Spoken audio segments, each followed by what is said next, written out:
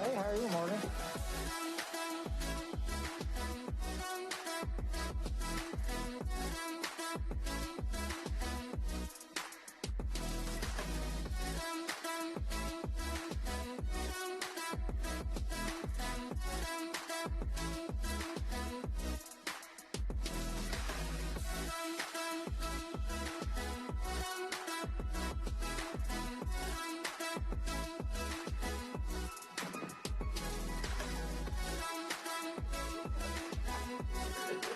Slightly confusing in a good way, right?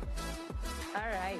I see everybody's here, so we're going to go ahead and call this meeting of the Committee of the Whole to order at 5:30 p.m.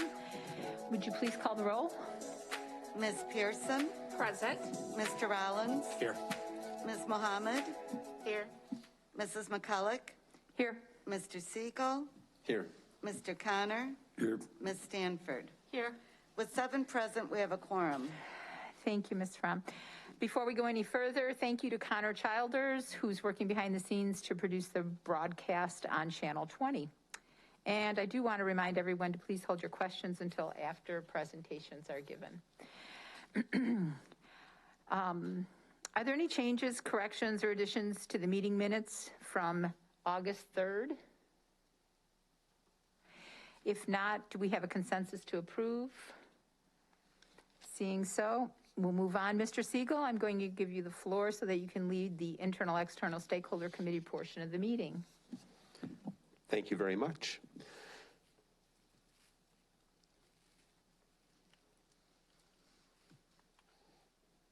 There it is. All right, good evening, everybody. Welcome back to the beginning of our school year.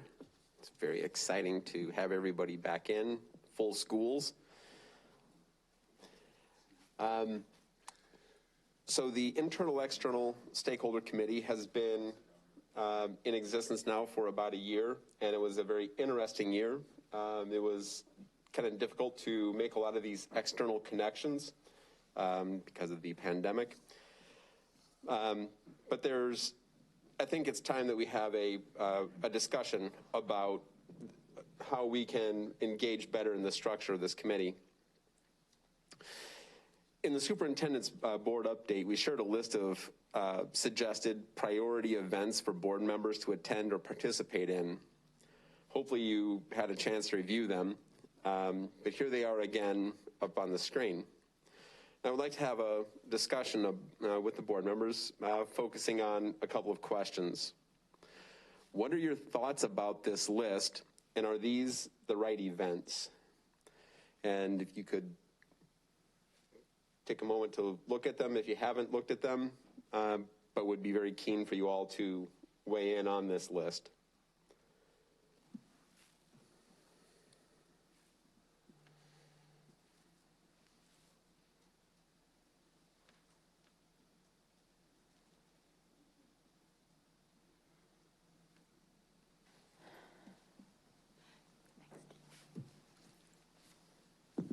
Ms. Mohammed, you have some comments. Yes, I do. So, thank you for sharing this with us, and I think that we're off to a good start with identifying key community events. But when I look at this list, I think of it being a lot of community leaders that will be in attendance, which is not a bad thing. But I think that we need to also consider adding more community events, so that way we can engage with more parents and just other community leaders that don't necessarily always attend these type of dinners. That was my first frame of thought when I looked at this. So I know that in the past, when we've had conversations regarding the system-wide framework, that it was a goal to do the parent focus groups. And so I think that we need to do that continuously, whether it be quarterly. I don't know exactly what that would look like, and that's what we can further discuss. But I definitely think that we need to consider actually going to where people are versus these big kind of like grand celebrations where there's not going to be a lot of parents in attendance.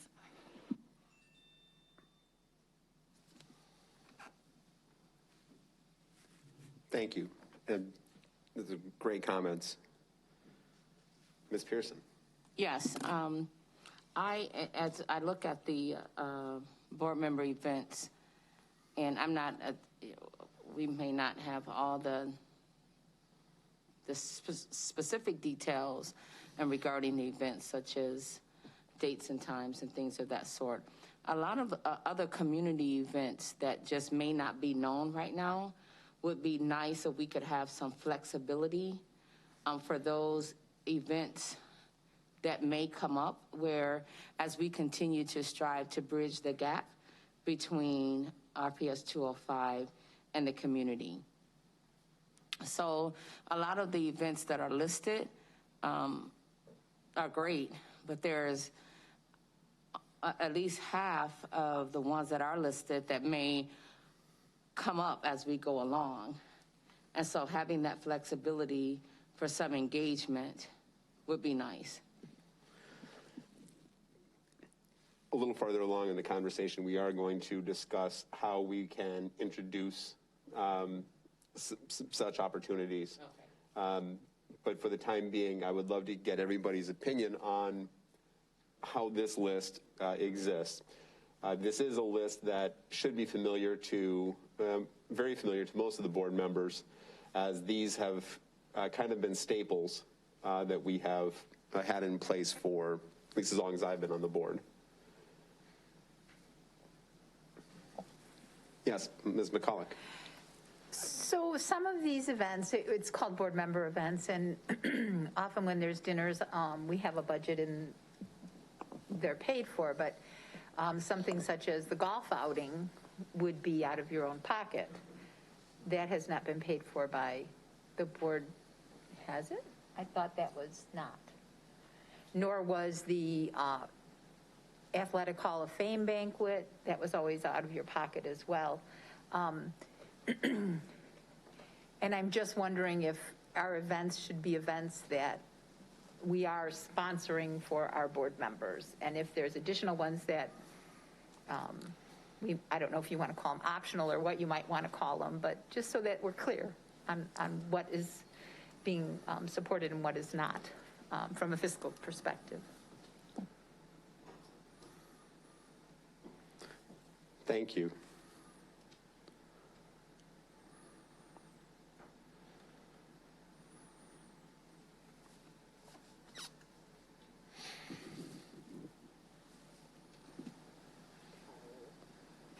You know, it actually looks like the ones that we're doing as fundraisers for within the district are the ones not covered, and the ones that are fundraisers for like RADAC and the other places, we are paying out of our budget. So I guess the board members are, you know, because the other one up there that just struck me, was the run, right? The annual run that you pay for yourself. And so I don't know, maybe that's how we distinguish it. Yeah, I think that that's been fairly appropriate. I mean, when we have gone to the Raise the Roof events for Rockford Promise, and that, I mean, maybe it was unwittingly, but that's typically been done out of my pocket. So Right, and I would like to remind everybody who's here that if you do Amazon Prime and you do Amazon Prime Smile, that Rockford Promise will get a percentage of your purchases. So you just have to go in there and click in under Rockford Promise, and they'll get a percentage. Just a great organization to give your money to and take it away from Amazon. Thanks for the reminder. Ms. Stanford? As I look at the list, there are several things, of course, that are familiar and things that I've been to, but there are things on this list that I've never heard about. So is there in place how we're informed? You know, how are we supposed to know dates and times of these events? Well, this is a great question, and a little farther along in this discussion, we are going to see a calendar that very conspicuously is going to live on board docs, super conspicuously. Great. Like when you pull up board docs, you won't be able to miss it unless it's intentional. So that'll be very good. I have something. Yes. Is there also an option for us to maybe have this added to our Outlook calendar as well?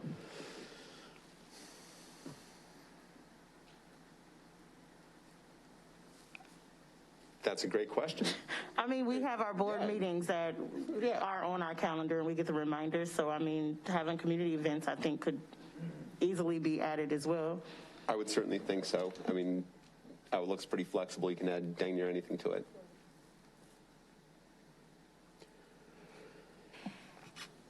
Will there be an explanation for what everything is, especially with what June just said? She's not recognizing some of them. I think that she would not be alone in not knowing what each and every one of them is. I mean, there should be. And I think questions about what each of these would be good. And that's part of the discussion of determining if these are the right events that we're going to have. These were just all pretty familiar events that have been staples. And so I think it made a really great starting point for this discussion. Well, then I'll ask you why. Am I missing it maybe? But RAM is on there, but Lavos is not.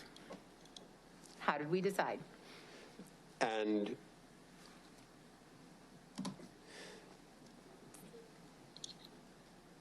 I mean, they're both I think that also is going to be, you know, part of the discussion, and there will be some tips on this coming up a little bit later. But being able to discuss, how things get added, I mean, that has typically been an event we attended. La Voz Latina has a banquet just like RAM has a banquet. Sure. But just another group of our students.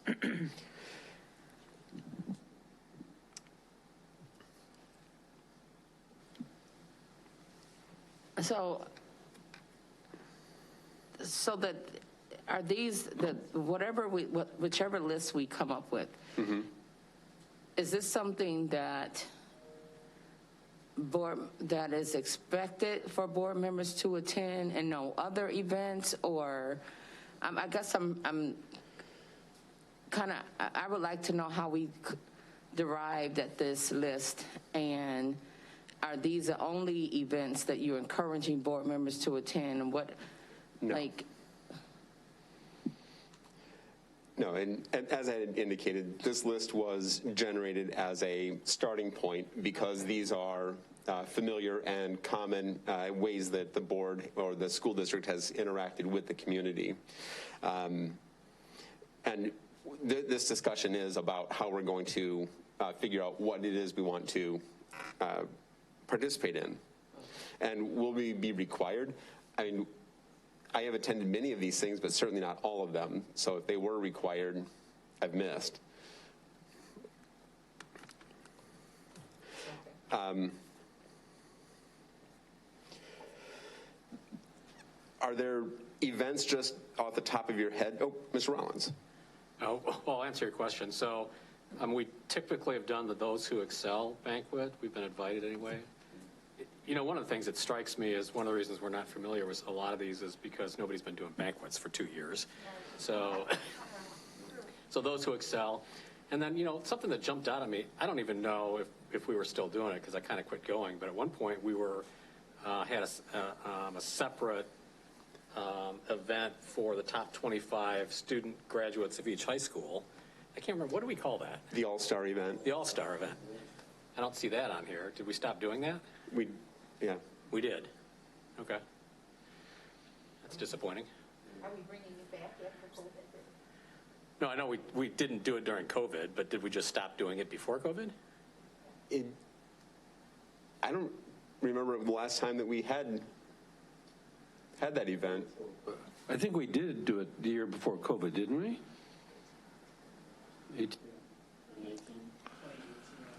Yeah, if I may, yes. So we had a sponsor in the past who was a big supporter of the event, if you recall. I believe it was Alpine Bank, Bill Roop. And once that relationship that was no longer there, we decided as a leadership team to have the schools then kind of take that over in honoring their academic all-star students. So that was about 2 or 3 years ago. Yeah, that's too bad. You know, that actually started a very long time ago when my oldest daughter was graduating from high school. And it was just a dinner with the superintendent.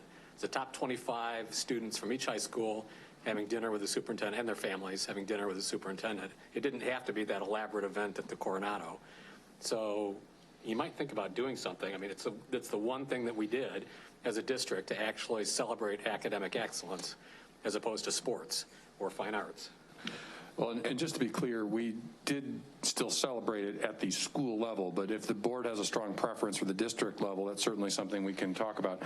In addition to losing the sponsor, I believe there's only one board member in attendance for at least the last couple of years. We'd really seen declining board interest in the event as well, and we got a lot of interest from principals in taking that back to their own buildings. So those are some of the things we based our decision on, but we would welcome conversation with the board as we potentially come out of the pandemic to look at what that could look like or how that could be reimagined. This committee would be a great place to talk about an overall strategy for how we recognize academic excellence, because I think we all agree that that's a really important thing to do and to do well as a district. So certainly open to suggestions moving forward, and this committee would be the right place to have those conversations.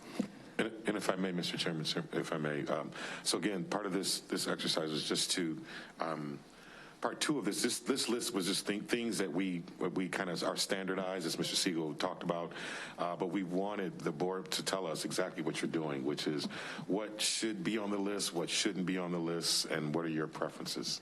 So the other reason I put my light on, my comment is that there's really 2 different categories of things on here.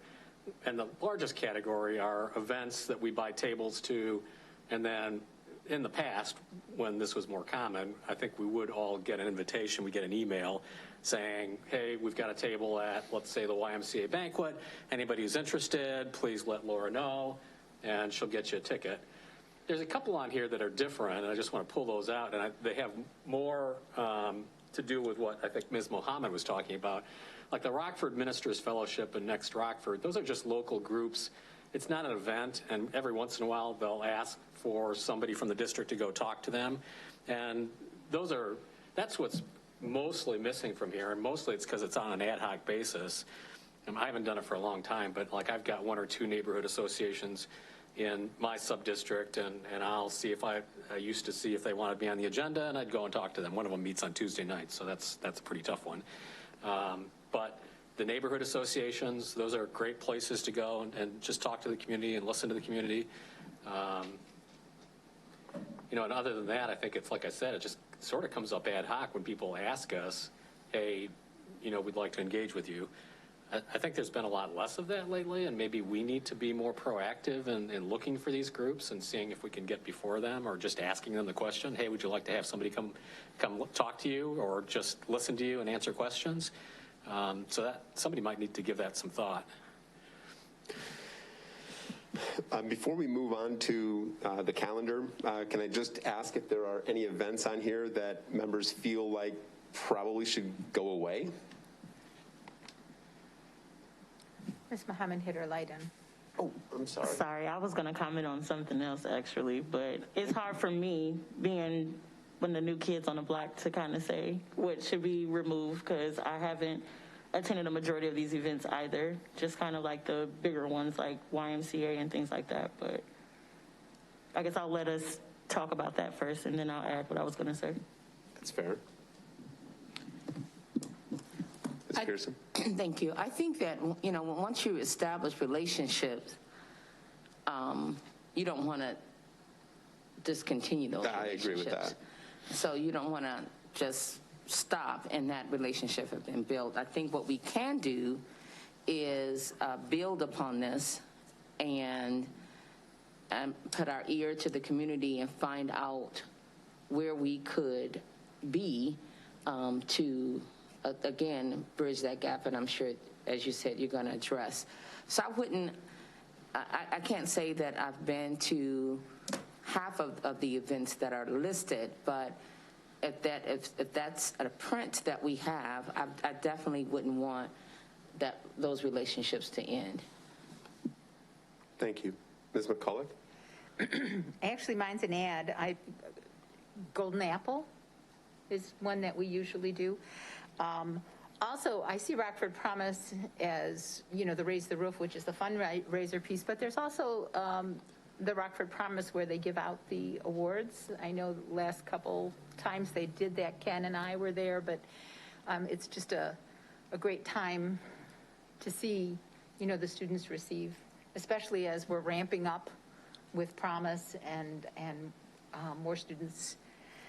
So can you think of any others on there that seems like they're... Ms. Muhammad? Have we ever attended in the past the YWCA, the Women of Achievement event?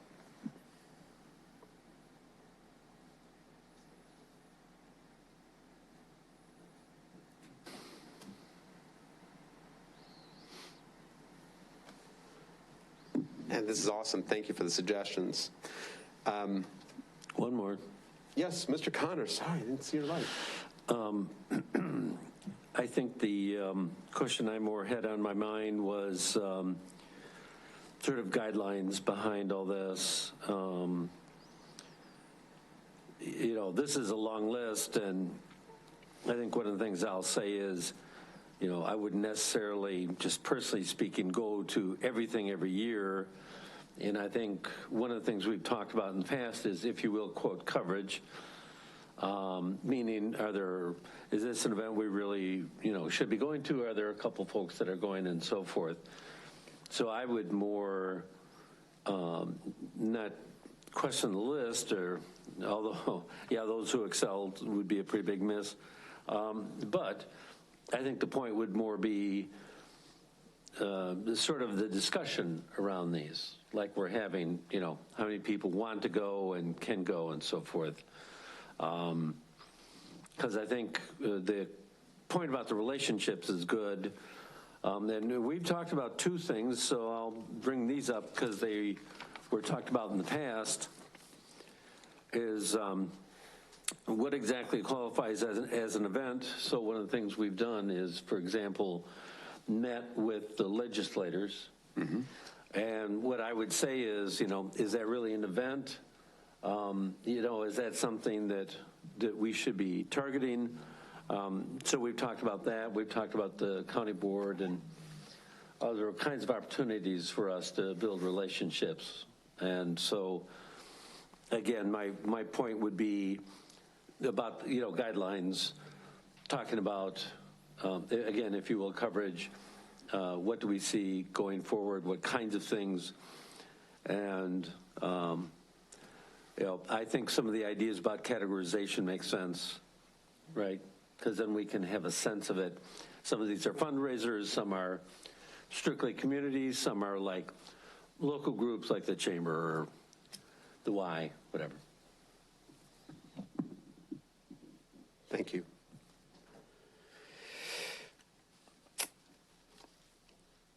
Not sure that I've got this. Nope. All right.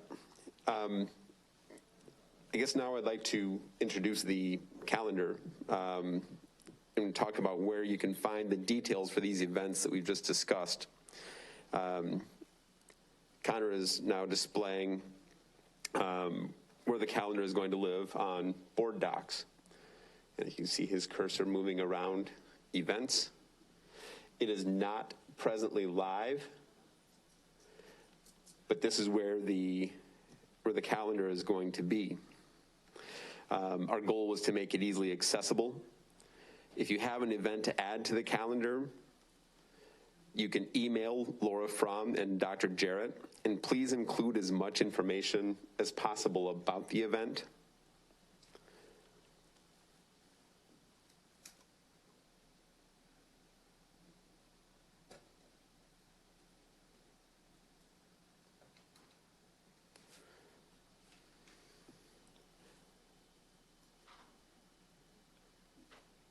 Well, we have the location. I guess we don't really have quite what the event looks like yet.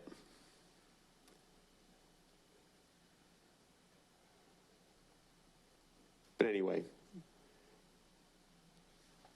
did you definitely all see where that link is going to be on board docs? Hey. All right.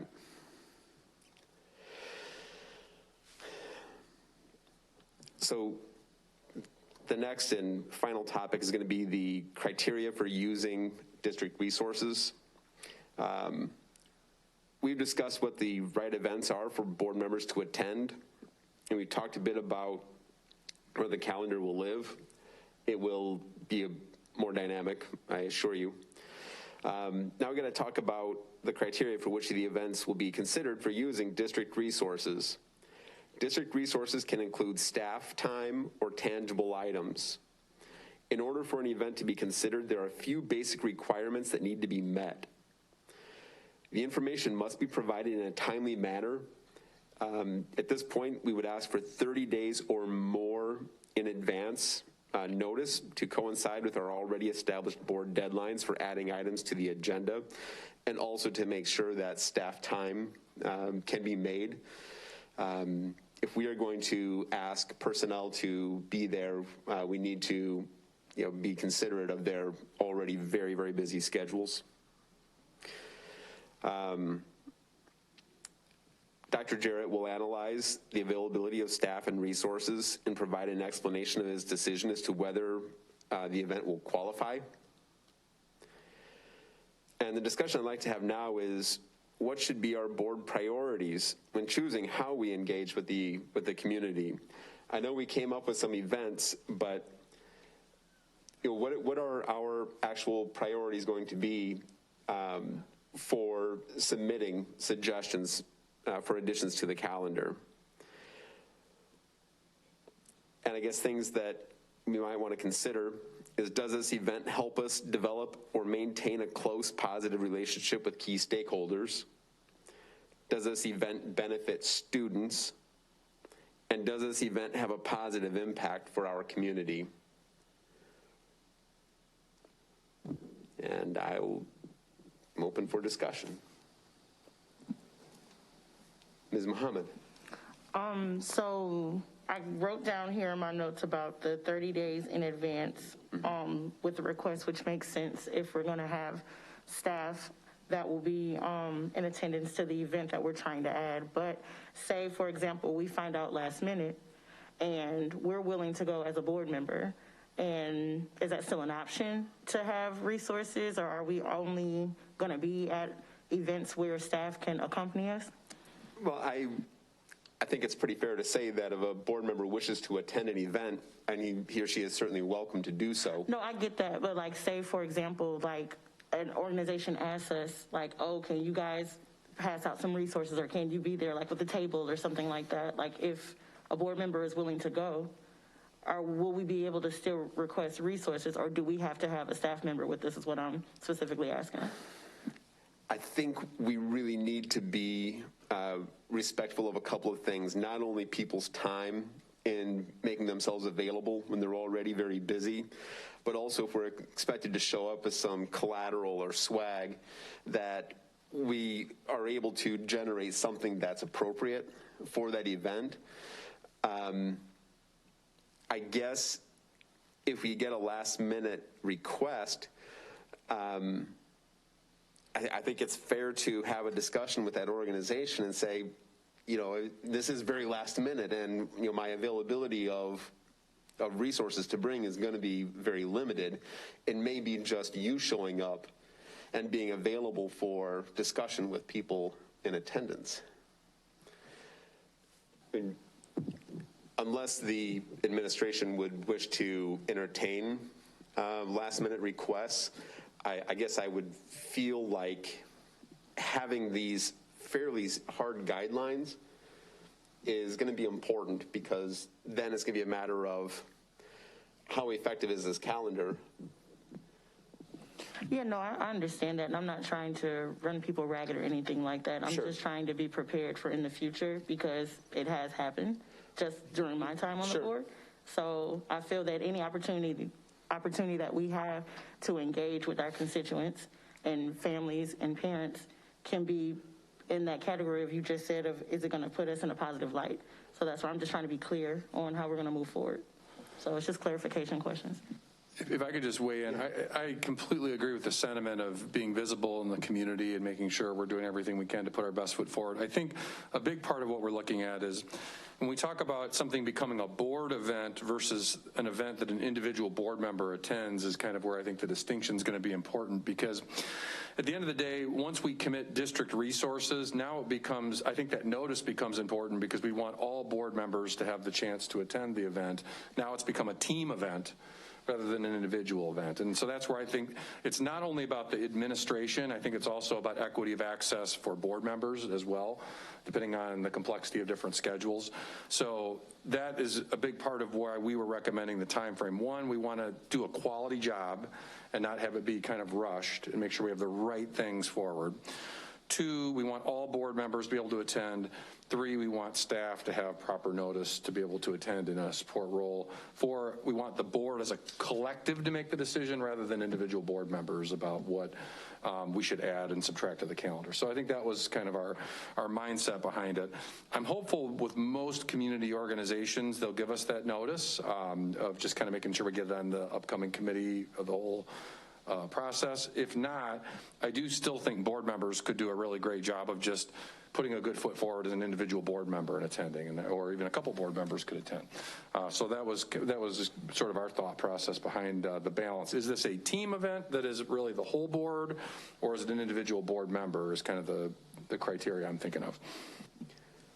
And it probably goes without saying, but I'm going to say it anyway, is that this is supposed to be a board event, and we're going to have more than 2 board members. There will, of course, have to be a notice of quorum. So there are time constraints to that as well. I just want a little clarity and get a good understanding, because actually on Saturday I attended an event at the park. It was a faith-based organization, and it was huge, and actually it was their first one, but I looked out and I saw parents and I saw children and I saw a missed opportunity as well. So I can appreciate the 30-day notice. One, it sends a message to our community to improve planning and organization, so I definitely appreciate that. I think that where there's parents and children, not to exhaust anyone, but there should be a presence. So it definitely wasn't my event. I was honored to be there, but it would have been nice. And it wasn't, while it was in Subdistrict A, it wasn't about Subdistrict A, right? And so it would have been nice if, like, for an example, that table there with Rockford Public Schools just been there. And whether it was reference materials on where you can find the student code of conduct, the parent handbook, and I know that the way of communication, and this is rather broad, may be via email or whatever the method is, Some grandparents is raising their grandchildren. They're not tech savvy and they're old fashioned, perhaps in that sense. And it would have been nice to have something in their hand to be able. This is just an example. I didn't bring it up because it was last minute, and I didn't. But at the end of the day, I did see an opportunity, and so going forward, I would like to be for our board members to be a part of that. Doesn't matter which sub-district you're in, but an opportunity to take advantage of that opportunity, to be engaged with our community, the parents and the students. And again, it wasn't my event, but it was an event held in the community where we had an opportunity. So I guess would you maybe be suggesting that an event like what you attended could be put on the calendar, and there'd be some way to code that if another board member wants to attend, great, but we can only have 2 board members, and just make it an available thing? And so that was another piece of clarity, because Dr. Jarrett used an example of a team. So if we can visit the criteria in which more than 2 board members can attend, that would be nice too, because I frequently hear that, but I'm not sure that I completely understand the entire dynamics of that. Because say, for instance, if 6 of us show up at the RAM banquet, how does that happen? Or if we go to a major event, in one of the other events that was listed, how do we avoid that? Is it only 2 board members at a time, or it can? So if there is discussion of school district business, and there are 2 or more present, then there's potentially a violation of the Open Meetings Act. If there's a majority of a quorum present and talking about school district business. So if you just happen to all show up at Olive Garden, and you're not talking about district business, there's no violation of a quorum. But if we know that a majority of a quorum will be present and the opportunity is there to talk district business, we want to do that notice of a quorum, and you should not be talking about district business within that group of people. Okay, and that's what I thought, and thank you for bringing that clarity, because I frequently hear, the whole quorum thing. So I think going forward, again, we could leave some room of flexibility for events, especially if it's within that 30-day window, and say, Mr. Dotson is in Italy, and he took his team there for a seminar, and there's no one available, that we can pick up the piece and still move forward with that engagement in the community, is all I'm saying. So. And I think that can be part of the justification that you would submit to anything that's going to be populated on the calendar. Okay.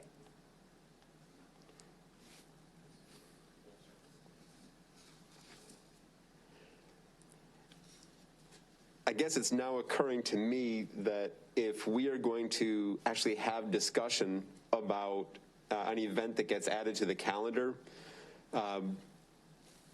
will 30 days even be enough? Because if something gets added to the calendar, it may need to be brought up for discussion within the committee. And then, once it's approved, go ahead and let it get scheduled. Does that make any sense? I don't think this would be necessarily subject to approval as much as we'd want to have that notice so that board members and staff resources could be effectively deployed. Fair enough. Okay, thank you. Unless there was an actual cash spend of more than $10,000, then that would become something that would need to be approved. Okay. Well, you could also consider it as part of the way that we look at the calendars for any of the committees, and that things have to be on the calendar by the 5th of the previous month, and all the documentation has to be submitted by the 15th.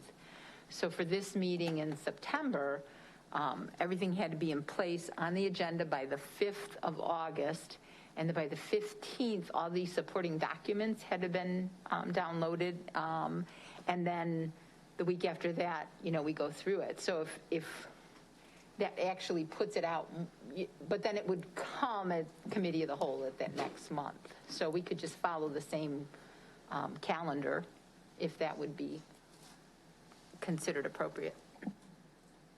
Does that even include things that are not voted on? Because things that are done at the committee of the whole, we don't typically throw out votes.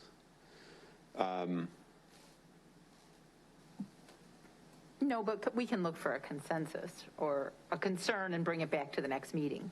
Okay. That's what we usually do. If there's something that comes up that there needs to be further conversation, then it just goes to we put it on the agenda for the following meeting. Okay. That makes sense.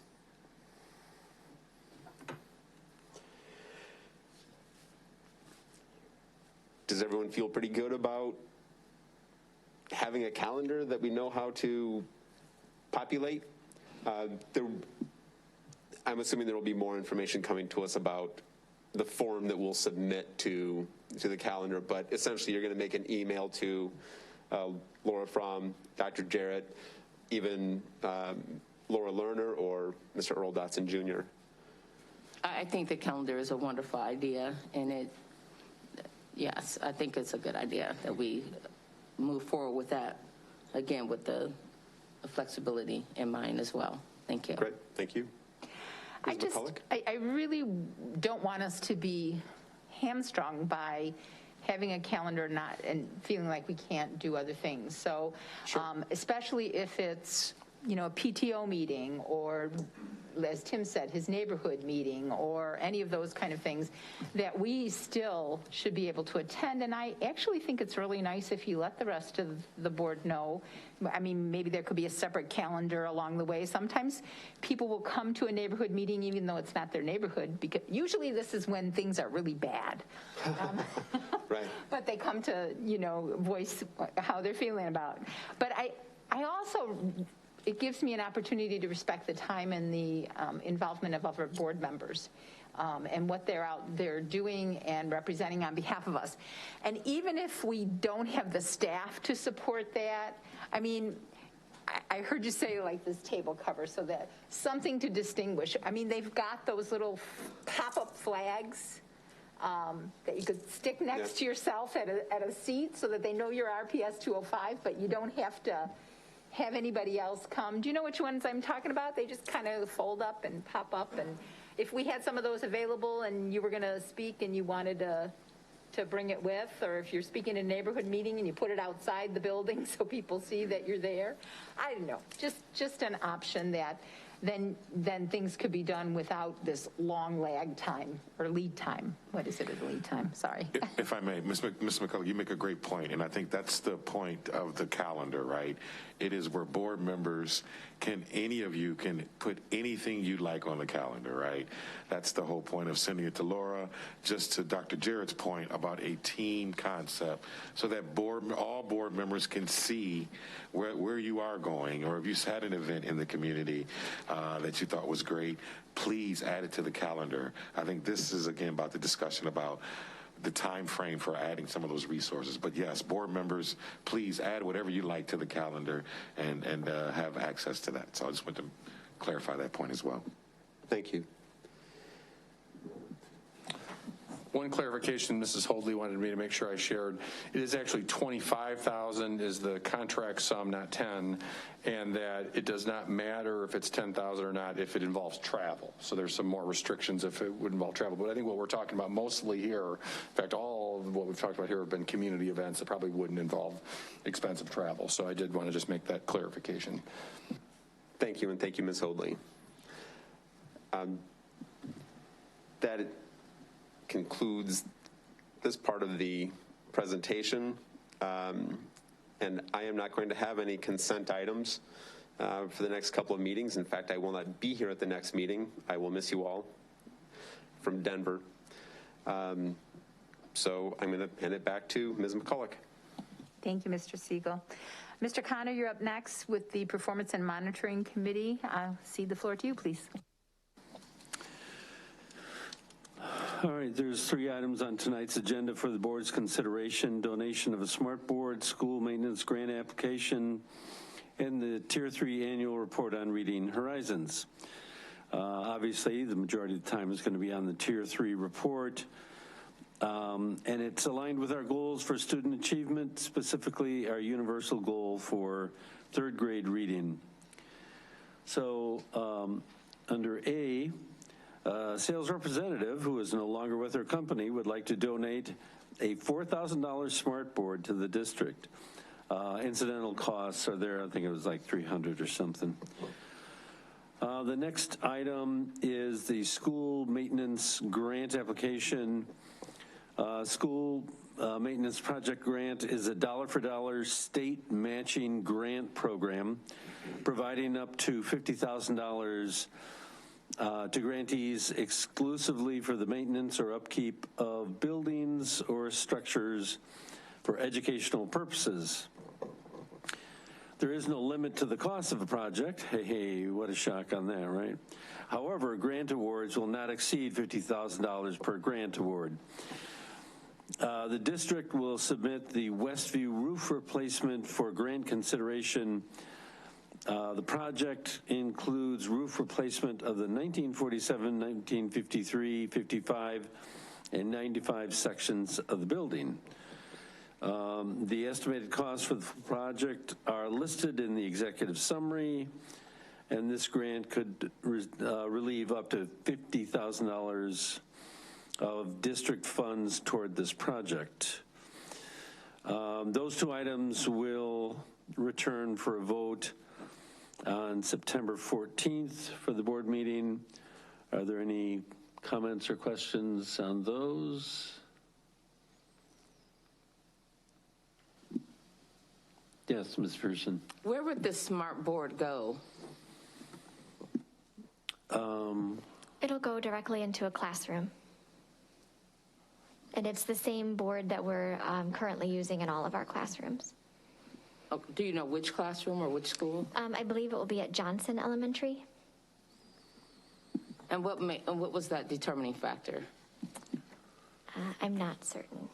I don't know, but I can certainly follow up and ask. Okay, thank you.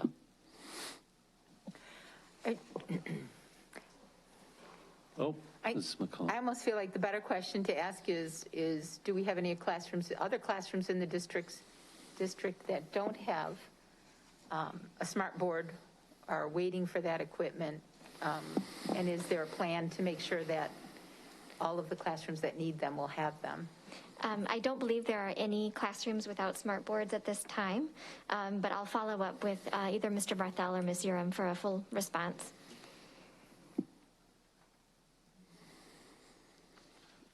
And if I might comment, I don't know if Mr. Barthel is here, but I think the amount of help desk calls are down in terms of smart boards. When I go to buildings, I always ask about smart boards.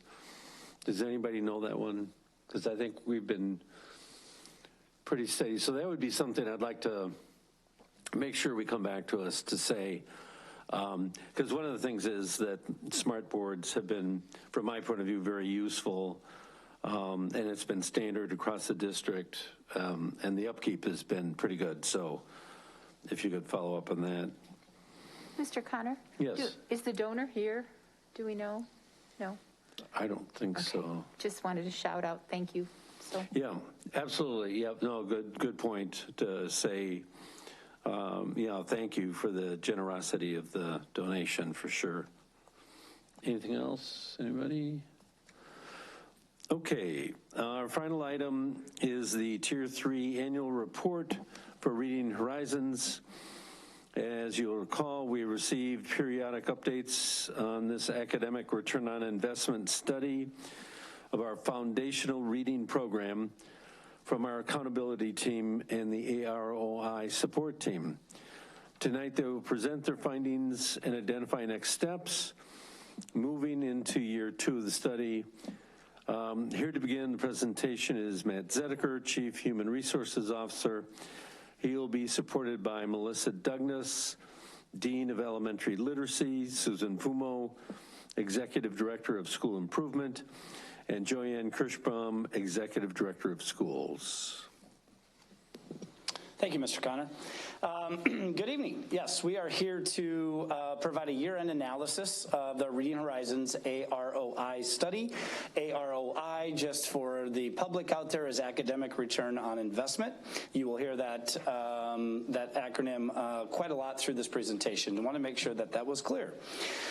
As a reminder, Reading Horizons was selected based on a criteria that helped us narrow down some initiatives as we were looking at our return on investment in our work with the district management group. Cabinet provided a list based on some criteria and then asked the board to further refine. Freshman Academy and Reading Horizons were the two programs that were selected for the in-depth Tier 3 study. We are doing the year-end review on Reading Horizons today, and Freshman Academy will come later in the month of September. To begin tonight, we will provide a brief reminder of what Reading Horizons is, who it impacts, why it was selected as a Tier 3 study. We will discuss characteristics that tended to have a larger impact on student success within the scope of our study. We'll report out on progress of a mid-year strategy to improve transfer skills, and we'll discuss strategies for program improvement going forward. We will also discuss potential changes to our study design for future years. A few key things to remember for the board. The first in this end of the year analysis, kindergarten results are not included. The board was updated some time ago on a switch within the program back in 2019 that allowed kindergarten students to progress through the spelling and word rec test, even though they were inputting incorrect answers. So knowing that, the data that we received would be erroneous, so we made a decision to pull that data from this study. However, in future studies for Reading Horizons, they will be included as that has been corrected with Reading Horizons in terms of the software. We also will not be reporting out on all study components. For example, there were several identified student characteristics that didn't show a relationship on student success in our study. They are reflected in the supporting resources that were provided to the boards, but will not be highlighted in this presentation. So just kind of a high-level reminder of what Reading Horizons is. Reading Horizons is our foundational literacy program. It impacts our K-2 general education students. We launched this program back in the 2017-18 school year, and out of the 210-minute daily literacy block, Reading Horizons occupies 50 minutes. So why Reading Horizons? When we take a look at our universal goal, increasing literacy by 5 percentile points as measured by the IAR by 2024, we really looked at Reading Horizons as our K-2 strategy for baseline to launch towards this universal target. As we look at also our equity imperative and taking a look at Reading Horizons, this Reading Horizons program gives the opportunity for high quality experiences in all classrooms across our district. So we do have a mobility rate for students moving from school to school, but we think that this strategy is something that can be implemented in every single classroom across the district to give students the same access and opportunity. So as we look at an academic return on investment portion of the AROI study, we want to take a look at the total annual cost. So the board can see that the total annual cost is just over $1.1 million. Now, this includes all of the startup costs, 1/5 of the startup costs and annual costs for the district. Now, typically when we're looking at our AROI study, we like to include human resource time, whether that be teacher, principal, et cetera. We have decided to leave the teacher time out of the study, as the teachers would be teaching a reading program regardless if it was Reading Horizons or another program. So that is why we did leave the teacher time out of this cost. As we look a little bit further into the AROI piece, you can see that the total cost per student for this program is $323. Now, this does include our kindergarten students because our kindergarten students did take one of the spelling word recognition assessments throughout the year. So we included the kindergarten students when we broke it down by student. You'll also notice on the total cost for building that it is the same across the district. That's because the way we do our site license with Reading Horizons, it is by site and not by a number of students who participate. So that's why you will see out of the 22 schools that the building cost is the same. So for the sake of this study, we have identified the most impactful characteristic on individual student success, and that is regular attendance. Therefore, we've noted in this ROI study that students with high attendance are receiving a better return on investment than others. And I would invite the board to reference Appendix A, as that dives in a little bit deeper in terms of the data from the different segments that we've outlined in this study. And when we look at a building with a return on investment, there's a combination of some impactful characteristics for overall building level success. Those include regular attendance, software time, and quality of implementation of the Reading Horizons program. So we are noting that we're receiving a better return on investment on buildings who have students with higher attendance, ample Reading Horizons software time, and higher levels of quality implementation. Again, more data, detailed data, is outlined in Appendix B for the board's review. So when we take a look at an ROI study, we have to make some determinations at the end of the study on how we want to progress. And for this study, we are recommending that we keep Reading Horizons, but that we also look at some strategies to fix where we're seeing some variables that impact the results on this study. So we are going to look for strategies for FY22, and I'm going to turn it over to Joyanne Kirschbaum to discuss some of those strategies that will be implemented in the schools this upcoming year. Thank you, sir. You're welcome. All right, good evening. First off, you don't need a study to tell you that if students aren't in school, they're not going to do as well. But one thing that we do want to acknowledge is that attendance again arose to the top of our study because it again has a significant impact on our student achievement. It says attendance solutions. If we had solutions, we probably wouldn't be having this conversation that we're having right now. So what I'm going to provide for you are attendance strategies that we have tried over the years and continue to try, pivot, figure out what works and what's really not working that we need to abandon. Many of them I used as a principal myself. Some of them work pretty good. Some of them work a little bit better. One of the recent additions to us addressing attendance is our kindergarten transition specialist. Now, this position started about 2 years ago, and we started it in early childhood. And it was used intentionally to connect our early childhood families with our kindergarten teachers and principals to make the transition a lot smoother. Because going from an EC classroom into a kindergarten classroom is significantly different. The kindergarten transition specialist supports the parents. Specifically, when we're talking in this study about Reading Horizons, you're talking about our early learners. And it's our early learners who have no control of whether or not they get to school on time or whether or not they get to school at all. It's the adults. So our focus was to work with the adults to help build relationships, to make them feel more welcomed in the schools that they're most unfamiliar with, and that would be their zone schools, because they've been in their EC program for a while. So we started with kindergarten transition specialists. We have doubled the number of kindergarten transition specialists this year than we had last year. We had 8 last year, we have 17 this year. Now, not all 17 are in early childhood.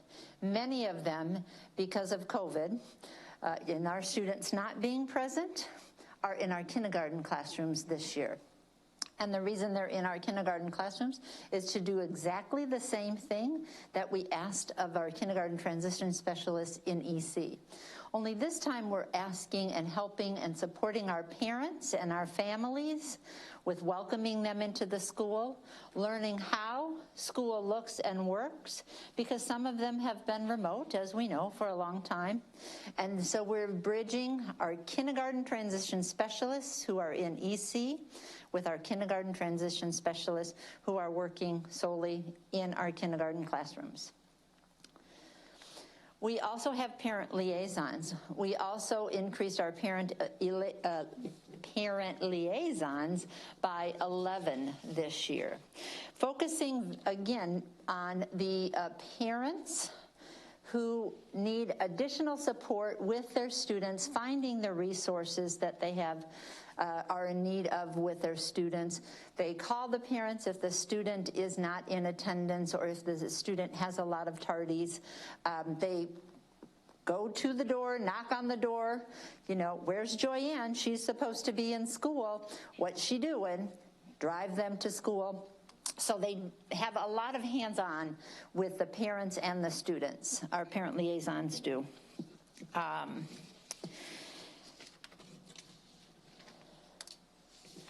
We also, it's in the planning stage, but our attendance specialists are using some ESSER funds.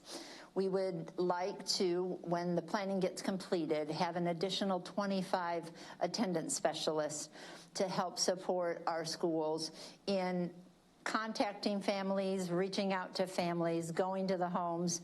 I know I, as a building principal, had an attendance specialist who was split between 6 or 7 schools, which is impossible for that person, although heart and dedication are definitely in the right place. They just don't have the bandwidth to cover everything. So we do believe that this is going to be a very viable solution to some of our attendance concerns for our students. Attendance incentives. This has been going on also for a very, very long time. Most of you probably at one point or another went on into an elementary school and saw bikes sitting in the lobby, and those bikes were usually dedicated to a student or students who had good attendance throughout the year and their name went in a hat or a drawing of some sort, and at the end of the year they would pull the name for the bike. They have badge days. If you were in attendance every day during the week, the principals give out badges. Maybe it's a non-uniform day if you're never tardy.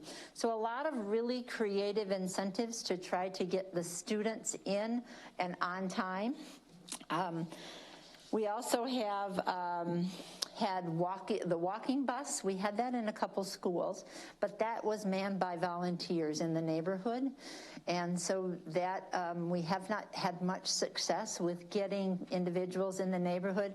So if you don't know what a walking bus would be, I would start out at my house, and then I'd walk to the next house and the next house, and we'd pick up kids. So pretty soon you had a couple of adults in the neighborhood who volunteered and a lot of little ducklings after them, following them safely to school.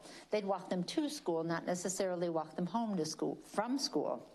But we did have the walking school bus for quite a while. Building principals also try to schedule their specialists in the morning, art, music, and PE. They do that because they know that students get very excited if they're going to some of those classes, and try to get them there on time. The administrators call. Administrators buy alarm clocks and send them home for everyone in the school, and they have them set the alarm clocks to try to get the students up. They make a phone blast that will go out so that it wakes people up on their phones to try to get them to wake up, to get them to school on time. Many of you probably also have been at a school where an administrator meets and greets a family that comes late and walks out to the car and reminds them that if they're 5 minutes late every day, that adds up to a couple weeks of school that a student actually misses. So the administrators and the teachers are out there kind of pounding the pavement to try to get families in. We are also trying to expand our EC transportation. We know that's going to take a little bit of time as well. We're using our family support specialists in EC to get in contact with parents and families in order to help them develop good habits for getting to school on time. We know that there's a driver's shortage that has impacted that as well. We also, the year we built Constance Lane, the district provided transportation for students that lived within 1.5 miles because they had to cross the construction zone. And we wanted to make sure that as they walked to school that they were safe. What we found from that is that it did in fact raise attendance, particularly in the winter months. Then we had a building principal who wrote a grant a 1.5 years ago, received the grant for the same purpose, and started again in the winter months to collect data on the attendance in the school. We did not get an opportunity to complete that because COVID hit, and so we didn't get the assessment done from the baseline to the end of the year. But based off of what we saw in the school as far as attendance goes, we knew it had an impact. This year, we were going to pilot a program where all students within 1.5 miles in 5 of our schools would receive transportation to school. I have to shout out to Mr. Slife and Mr. Phillips, who worked tirelessly with me to try to get that done. They are greatly appreciated for their time and their efforts. They would probably drive a bus if I asked them to, but we need more than 2 more buses in order to get that done. So we haven't been able to pilot the program in 5 schools at this moment in time. We're hoping something changes so that maybe October or November possibly, we would be able to do that, particularly through the winter months, when we definitely have a decrease in attendance in a lot of our schools just because some of the sidewalks and some of the areas around them are not maintained well enough and safely enough for our kids to walk in. So we also have been really diligent about reaching out to other school districts, working through the Illinois Principal Association, just working on collaborating with them to see what other strategies might they be doing over the years that we haven't thought of yet. And we're all kind of in the same boat, you know. So with that, I'm going to turn it over to Morgan to talk about some other opportunities for schools to share.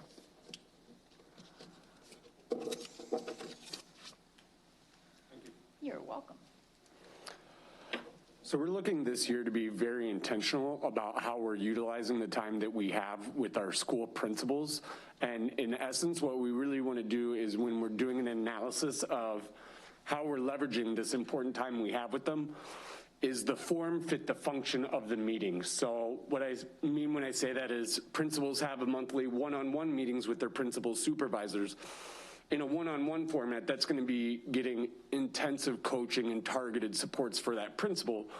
Whereas say when you have a monthly all principals professional development, the form of that should be according to the fit or the structure of that meeting. It's when you want to make sure that all principals are on the same page, receiving the same messaging. But really, it's mostly about minimizing sit and get, or where you have a lecturer in front of them and recognizing that you want to maximize opportunities for collaboration. Adult learners learn best when they're able to consult with each other on their problems of practice and on their initiatives within their buildings. So we really want to facilitate that to the extent possible this year as we revisit these meeting structures. And that's the only slide I have for you guys.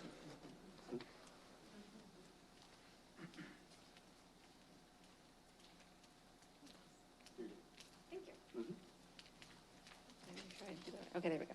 Good evening. Thanks for having me here. So right now we're going to talk about a mid-year, the update on the mid-year strategy.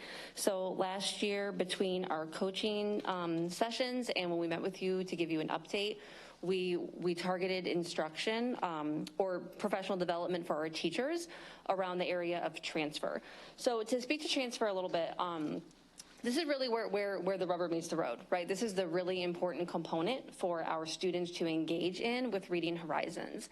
So the great news is our teachers have really grown in implementing the daily core 4. And that is what happens whole group to all of our students. The transfer component is when our teachers provide our students with explicit, I'll call them on-purpose opportunities for our students to apply these skills to other areas of instruction during the day. A good analogy that one of our coaches, Bev Johnson, uses when supporting teachers is the idea of learning how to drive a car. So like if our students, if someone learning how to drive a car only practices those strategies in a garage but never takes the car out on the highway, they're never really applying those skills, right? So the same thing kind of applies to transfer. We don't want our students practicing these skills in isolation for 30 minutes during the day. We want to get them explicit practice all day long. So we targeted our professional development for our teachers in the area of transfer. And you'll see here on this chart that 4 out of the 5 areas observed by our instructional coaches and myself, we did see growth. Some of these components include use of the whole class transfer cards. So this happens during our daily core 4 of instruction each day. We saw an improvement there. The 3 other areas where we saw improvement and growth, looking for student mastery, so opportunities to provide our students with feedback, and then reinforcing our skills taught during dictation or small group instruction, and then other transfer ideas. The area that did not show growth was when teachers provided an opportunity for students to transfer skills to connected texts. So let me explain that a little bit. So by connected texts, we mean the use of transfer cards, which are a part of our Reading Horizons program, where students get to read the skills and the words and the sentences on these transfer cards to apply the skills. And then we also have little books that are mostly decodable, so our students can apply the skills that they've mastered to those texts. And then just skills during even like guided reading and other little books that our students engage in during the day. So anything connected text, we mean like the students have learned a skill, and then when they have text in front of them, they're able to apply the skills that they have mastered and been explicitly taught.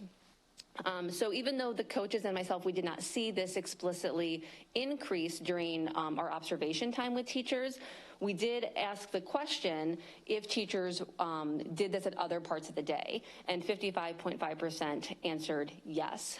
This looks like seesaw activities on the iPads. It could be during small group instruction or independent practice. It just wasn't observed during that time when we were in the classrooms.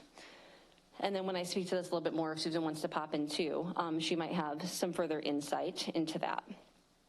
One thing worth noting is that we did target the transfer component for our teachers, and in the students who had at least one observed exposure to a transfer component in the spring did show a higher spelling and word recognition score. So we are seeing that connection to explicit transfer opportunities and student growth.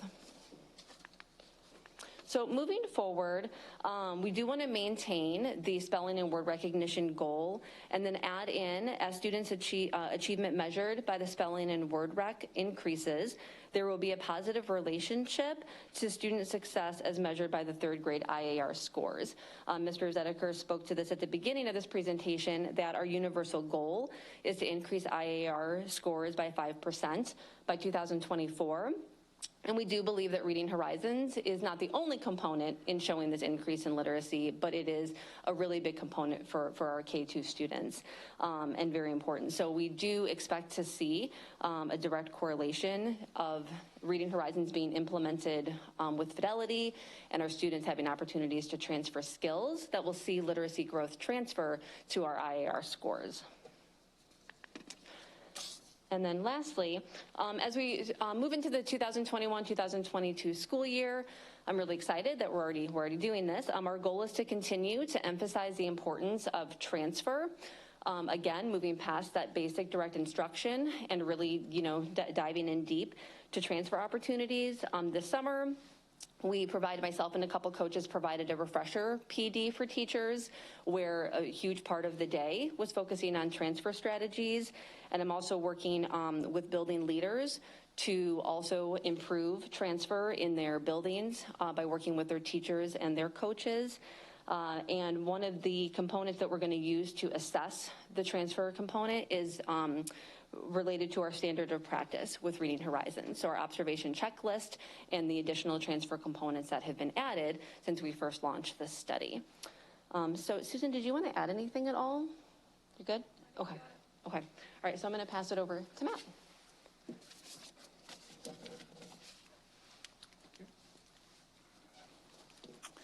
So some additions that we are taking a look at for this year's study is also the addition of some unique characteristics that we did not spend time on for the study this year, but adding student mobility and teacher time as characteristics that we pay attention and analyze as we look at this year's study on Reading Horizons.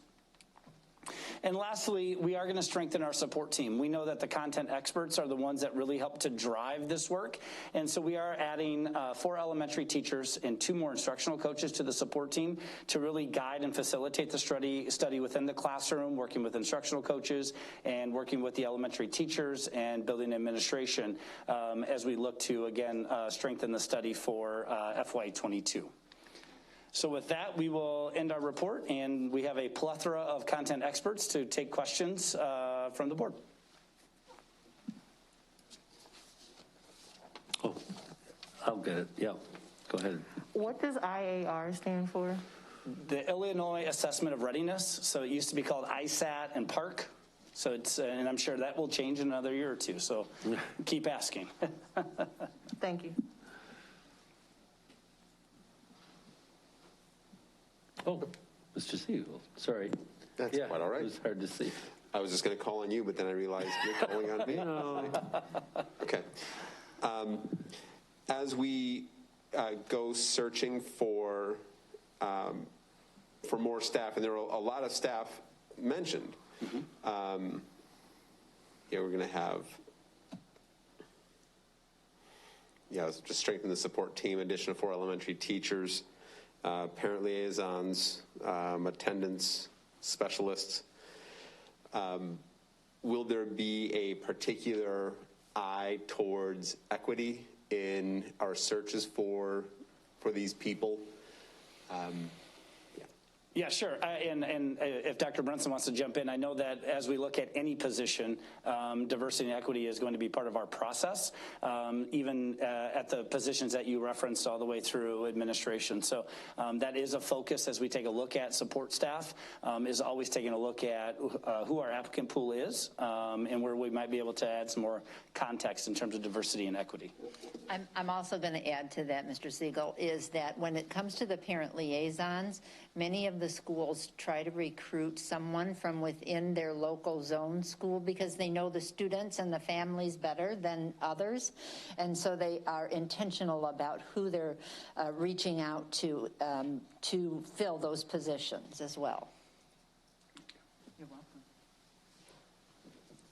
And just a quick follow-up to that. Now, I'm assuming the parent liaisons are not certified staff, but what about like the attendance specialists? Those are not certified staff either. Great. Ms. Pearson. Yes, I have it's kind of a full circle question. I'm really trying to put all of this together. And it seemed like all roads lead back to equity and the school administrators. So in everything that we do, so we have established some time ago that equity was an issue, okay? And this is broad. So, and we have administrators that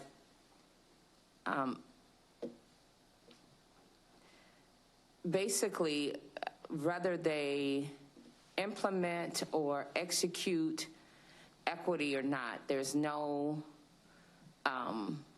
accountability where it affects their salary, doesn't impact.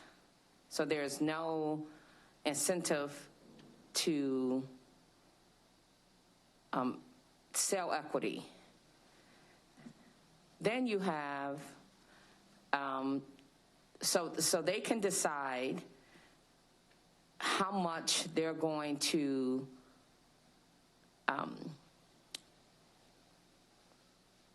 exercise equity. Then you have the Title I funds that they decide how they're going to use it. So my question is, with all of the presentation and the research and the incentives and everything that we have in place, are we really going to see a change if there's no direct accountability for making sure things get done? Yeah, I could speak to that. We, over the course of the summer, had a focus group that was working on revising the principal summative evaluation tool that provides their annual evaluation. The former document was about 32 pages long. We're down to about 5 pages now in terms of streamlining what that evaluation looks like. However, one new addition to that is that 10% of a principal's summative rating is directly tied to their work with the equity challenge being measured on a rubric. Okay, thank you. You're welcome. I'd like to add to that just slightly by reminding the board that throughout our many presentations on the system-wide framework, equity is also baked into our standards of practice. Reading Horizons is a standard of practice. Identifying ways to use student voice in school improvement and family voice is part of their standards of practice. Identifying not only the district's universal goal, but also the targeted goal and equity challenge is a standard of practice. And at the moment, until the board gives different direction, that is half of a school's score. The other half is their student outcomes. So it's becoming a part of how we operate through the evaluation tool, through the system-wide framework. Thank you. Mr. Rollins. Thanks. Slides 9 and 10 have scatter plots that have 8 dots on them. I'm trying to figure out what those 8 dots are. Just more of a visual representation. So those don't really represent real Nope. outcomes? Nope. Okay. So this is all based on 2020, 2021 data. Is that correct? Yes, that's correct. So the attendance would have been based on, for a lot of kids, would have been based on remote learning? Yeah, we broke it down. We do have segments of full-time remote and in-person students, so those are both broken out in segments. And the results, as far as whether someone is approaching or meeting, that's based on MAP rather than IAR? The approach in our meeting is based off of the sight word recognition that's outlined in the document I shared with the board prior to this meeting. There are percentages based off of both the grade level and the assessment, so it's a sliding benchmark in terms of identifying a student as approaching or meeting. And we have a high degree of confidence that that's comparable, that's going to translate into results on the IAR? We have data that says there's a positive relationship with students who are hitting that approaching or meeting, and where they score right now on MAP. That is the closest relationship that we have right now.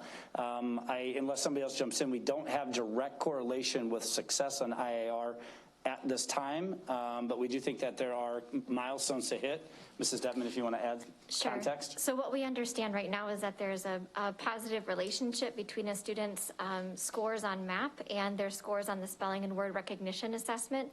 When we look at IAR, of course, the student's assessment and grade level standards become more complex, but we believe that we're going to be able to see a positive relationship in 3 areas: complex text informational, complex text literature, and vocabulary development. Those 3 areas comprise about 50% of the questions on the ELA portion of IAR. So that's where we're really going to turn our attention. But we believe that with the positive relationship between MAP and spelling and word recognition, that we can follow that positive relationship trend across other grade level assessments. Okay. Because just keep in mind, the actual goal is meeting on the IAR and an increase of 5 percentage points. Which we don't even have the benchmark or the baseline at this point, do we? Not officially, no. Okay. So one of the data points you looked at is observation fidelity across both rounds. Can somebody explain what that means?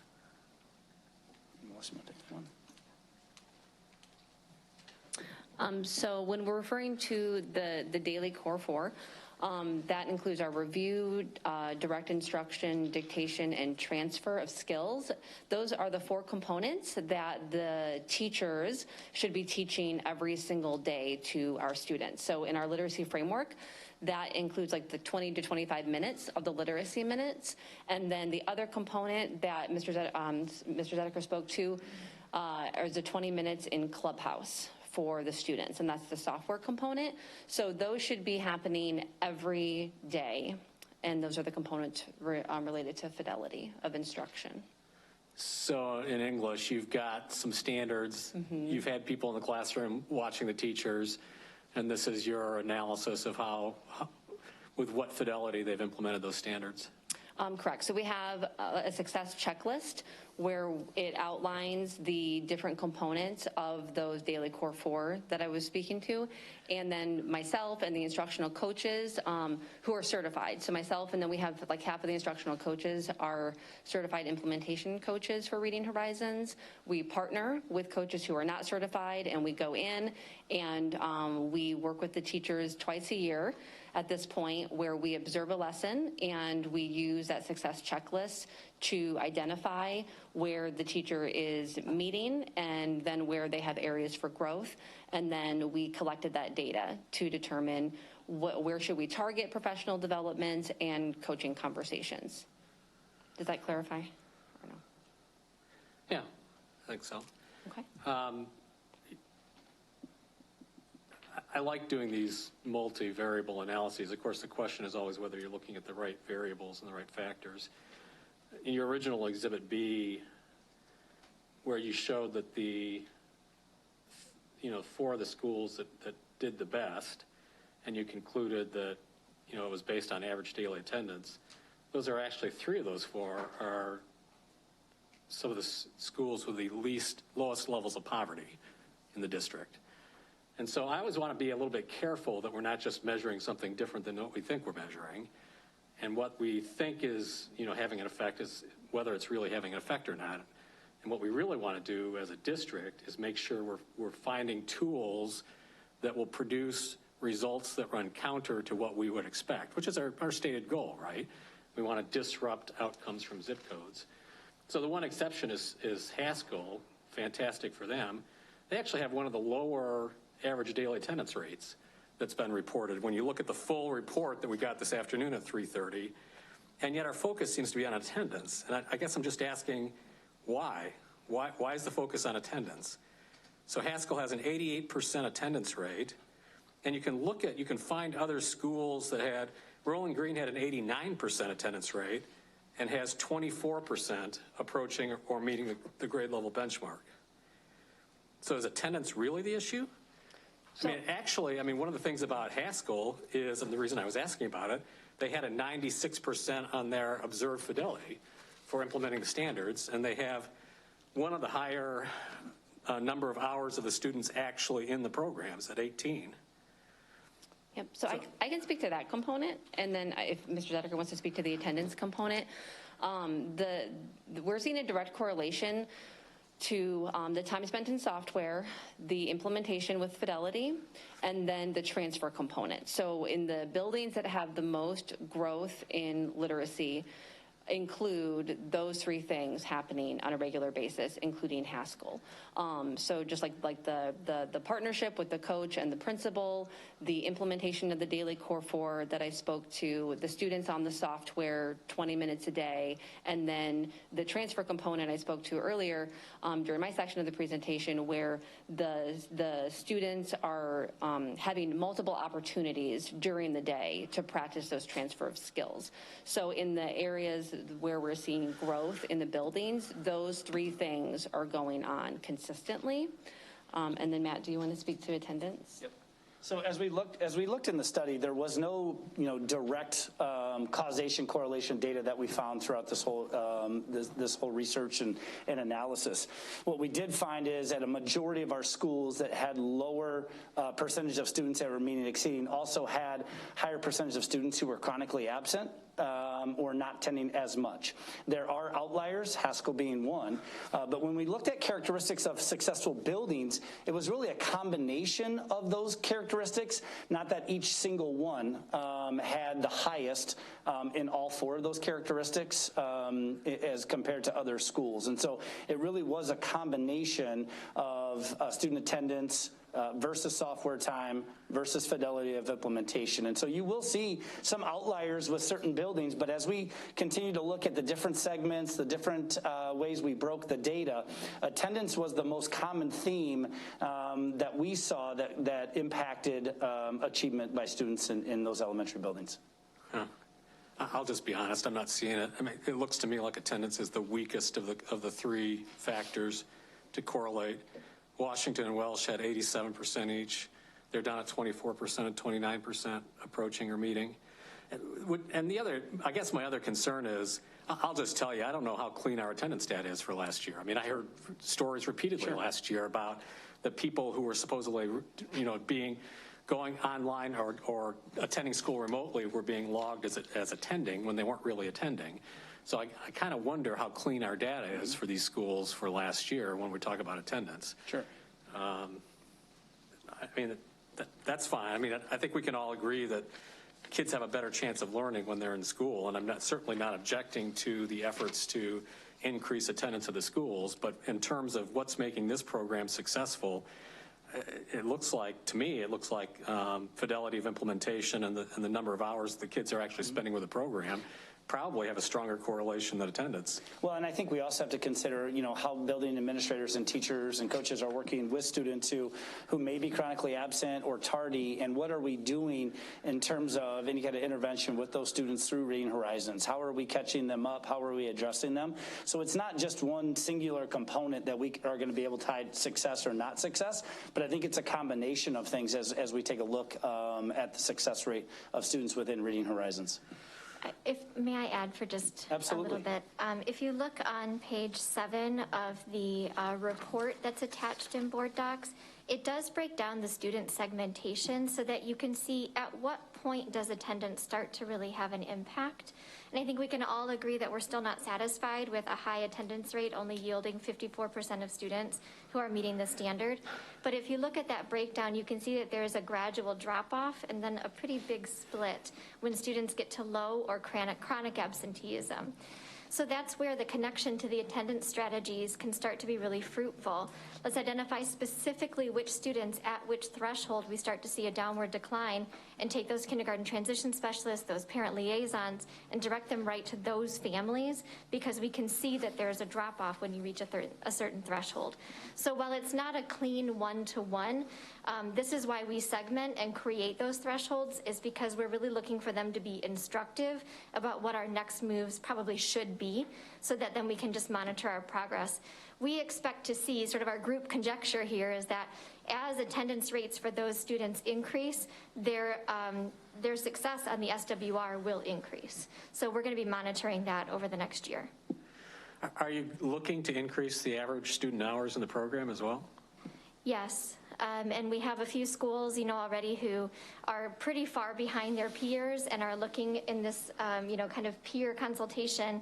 How did you do that? How did you get your kids on the software for that many hours? That's another positive contributing factor. How did your teachers do that? So sharing those best practices across and having those multiple data points for each school also gives principals some data to target their efforts. So we're okay on implementation, we're okay on transfer, our attendance rate is okay. Why is our software so low? Let's dig in there and make that our focus. Okay. Because there's 5 schools that have the number of hours in the single digits, 1, 2, 3, 4, 5. And you can see the results that all 5 of them are pretty low, so. Yeah, but look at Spring Creek. They're on for 12. It's not single digit, but it's a real low number, and yet Spring Creek was 12, yeah. but their scores are higher. Yeah, and that sort of goes back to my initial point. But we're looking for strategies that break that cycle. Can you pull that report up because I'm going to ask questions too, and it's annual about your report from Board report, Docs? not about this, yeah.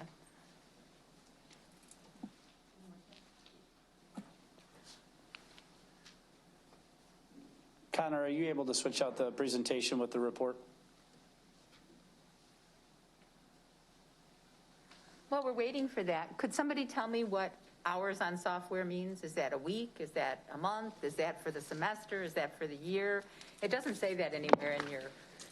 So it's 20 minutes a day for most days of the school year. The only days we would subtract include like the very beginning of the school year because, for example, the assessment window opens tomorrow. So most of our students haven't been in the Clubhouse software yet. I know teachers are getting them on, logged in, and practicing. Can I ask that question again? Sure. In your report, it states average student hours in software. My question is, average student hours in software for what period of time? A week, a month, a semester, the year? Jeff, for the year, that's what I thought. Okay, yep, for the year. So 20 minutes a day. So for 3 days, you should get 1 hour. And so for an entire year to get 12 hours is pretty low. I agree. Painfully. Okay. Did we find the report? Good, thank you.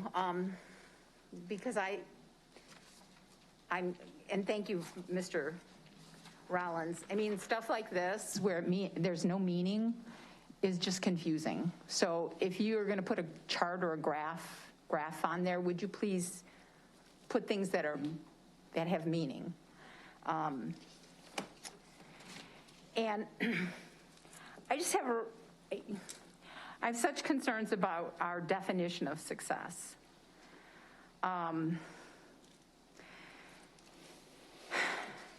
It bothers me that when we look at our IAR scores, we're looking at meets or exceeds. Is that correct? Yes, that's correct. Yet with this program, we're looking at approaching, not even meeting, approaching or meets. I don't understand why we came up with that as a benchmark. If we want to be meeting or exceeding in the IAR, why are we not meeting or exceeding in our goal for this program? So I would have to defer to Mrs. Detman or Jeff Lowry on the origination of this, but I do know in working with DMG and Reading Horizons in terms of establishing this as a study, that was recommended to us as we look at this as a foundational literacy program for our early learners. But I can't add any other context in terms of the origination of the success rules.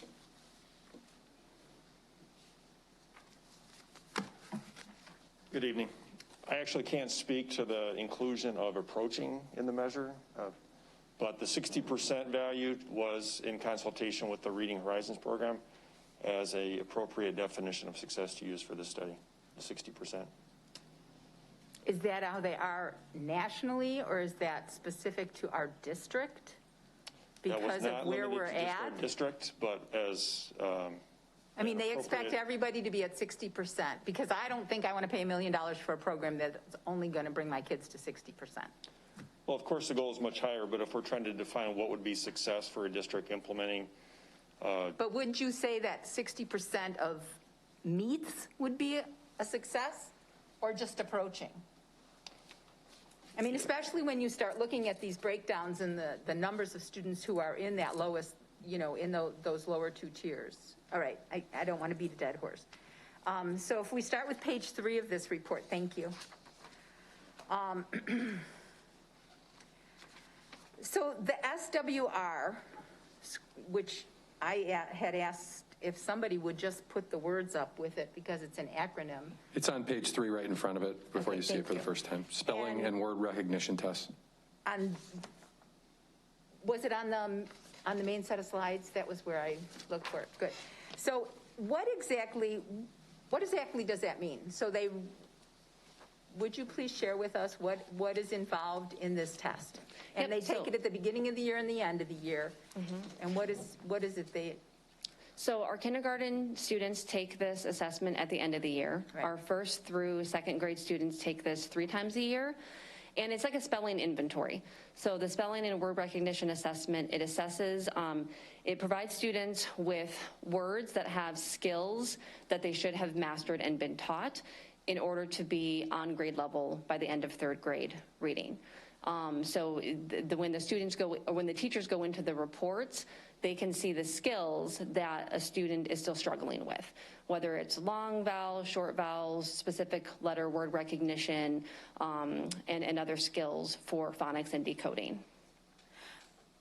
And so there is no reading, really understanding text, any of those pieces. It's just being able to see a word, read a letter, know those kind of things. And so the transfer skills you're referring to is then taking that component and putting it into contextual learning? That is correct. There is another assessment that our students take called the reading assessment within Reading Horizons, and that does provide a text with comprehension and provides a lexile measure. So that is more of a comprehension component of the assessment. So even though it's not a definition of success that we're reporting on for the academic return on investment study, it is another assessment that the students take. Why aren't we reporting on that? I mean, that seems like super important to me, that kids can read and understand in context. So in all fairness, we did just implement that assessment last year, was the first time that we started incorporating that assessment. So you have some figures from last year, but we don't have anything on that. On the growth for lexile measure, yeah, we could get the growth from fall to spring for the lexile growth. But we don't have that. No. Would that be correct? Not right now. Not right now. But to answer your question too, when you were trying to summarize, you are correct. Like for the foundational literacy program, for the phonics component, the spelling and word recognition assessment does assess the skills related to phonics. And then the goal is that if our students are fluently decoding and they're mastering their phonetic skills, then they're transferring those skills to more complex texts. But that's the leap, and that's why you have to do transfer, because I can look at words. I mean, I know what the chess pieces are, but I can't play a game of chess. Right. So you need to be able to use the words to understand what the sentence, paragraph, whatever contextually is, which is where it would show up in IAR, I would think, which is also, so we're not being given, I had asked, and I know it's in here, about the correlation with our MAP scores, because at least we see MAP 3 times during the year, and we can see areas, I would think, for focus. Why are we not doing comparison with MAP? Why just IAR going forward? We did actually do a comparison with MAP, and that data will continue through the next academic year. And then part of bringing our support team, expanding our support team to include 4 teachers and 2 coaches, is to kind of use what we know now about how we gather data, what we're looking for, the questions that we're asking, to sort of build out a more robust test this year with additional measures if needed, et cetera. Could you tell us where those 4 teachers and 2 coaches will be? I can't because the application is open currently. We'll be seating members next week at Instructional Council. The application closes next Monday. But will they be in schools? Oh, yes, of course. And are there certain schools we've targeted based on their low performance, for example? No, it's an open application for all. So do we just have schools that don't have enough? I don't understand how you're going to place them. I'm not quite sure what you mean. Our support team is not a team that is deployed out. They're a team that comes in to help inform the study and provide sort of their in the classroom experience to guide our decision making. So these teachers are not to work with students? No. Well, they are currently classroom teachers. They'll be provided a stipend like a curriculum leadership team member to join the AROI team and guide our decisions based on their classroom experience. But they'll continue to work in the schools? Correct. Yeah. Okay. That they'll meet, 1 hour a month and then, a few hours over the summer. Open for elementary teacher positions. Correct. So that's the support team. Correct. Thank you. I understand that now. So part of the support team is this whole piece on evaluation. Your instructional coaches go in and evaluate, and they have a tool of how many pieces? They don't evaluate, they observe. They observe, but then they observe, they write down their observations. They observe 20 items. Okay, so 20 items. How many of those items have to do with, actually, if we go to, let me see what page on here, because I was trying to, I'm sorry. Okay, so if you go to page 9 on this report, key program components, is that where the evaluation or the observation items, and all 20 are not listed, correct? No, these are the multisensory and the systematic sequential elements, and then there are also transfer is included there. So Melissa, they're not all there. These were extracted as part of our definition of success, right? The multisensory and the systematic. Definition of success for the teacher or the student? These components that you're looking at are unique to Reading Horizons. So these are the components that are unique to our program of instruction. But these components are part of the 20 on the checklist? Yes. Would that be correct? Mm-hmm. Can you tell me what utilized hand motions effectively is? Can you demonstrate what is utilizing hand motion? Sure. So that's a part of our the dictation component of the Daily Core 4. What that means is that's the part where we engage students in the learning. So as a teacher, we call it gradual release of responsibility. It's this idea that I do, we do, you do, meaning I as instructor and the expert in the room explicitly teach you the skill I want you to know and practice, and then we do it together as a class before you go off and practice independently.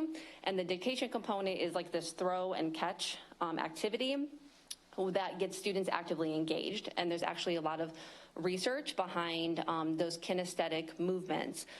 So for example, if you want me to demonstrate, so like pretend I'm throwing you a ball. Okay, what would you do if I were gonna throw you a ball to catch? You'd catch. Okay, you'd put your hands out to catch it. So the students and the teachers do this throw and catch of the words. So for example, if I have a kindergarten class in front of me and I want them to write the letter A, then I would say to them, okay, students, show me that you're ready. They would show me that they're ready to catch what I'm gonna throw at them. And then I would say to them, I want you to write the letter that makes the sound ah, ah. And as I'm doing this, the students are catching and bringing it to their ears before they write on their board and they write the letter A. So it's like this very interactive process rather than passive learning experience, and those are what the hand motions are. Okay. What's the eraser game? The eraser game is when the students have words written on their board and they write those words as we go through dictation, this throwing and catching of the skills, we have them practice a lot of different skills when they play the eraser game. So for example, using my example as the letter A, when we're finished with dictation, I would say to the students, okay, we're gonna play the eraser game. So now I want them to actually have an opportunity to read what they wrote. So in Reading Horizons, there's like this phrase, I heard it, I said it, I wrote it, I read it. And this is this idea that as a student, I hear what the teacher wants me to write, I say it back to the teacher, so I'm actively engaged. I write what the teacher wants me to write so that I can demonstrate mastery of this skill, and then I have an opportunity to read what I wrote. So in the eraser game, the student finds that skill that the teacher cued to the student, and then they read that word or that letter or that slide, and then they erase it. So I might say to the student, okay, everyone, I want you to look at your board and I want you to find the letter A. So when I was dictating to them, I gave them the sound, right? So I gave them the sound and I wanted them to write the letter that makes the sound A. But now when I do the eraser game, I want to assess a different skill. So I would ask the student, find the letter A. Point to the letter, everyone look at the letter, what is the name of that letter? And then all the students look at it and they read A. And then I might say, what sound does that letter make? And they say, A. Okay, erase the letter. So it's like this very interactive practice of like decoding and encoding. And thank you for that.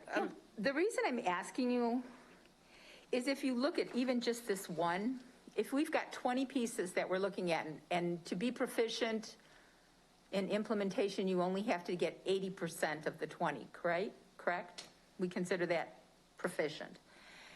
That's so you have ones like skill review where you're seeing 91%, the hand motion 79%, the said the word twice 93%.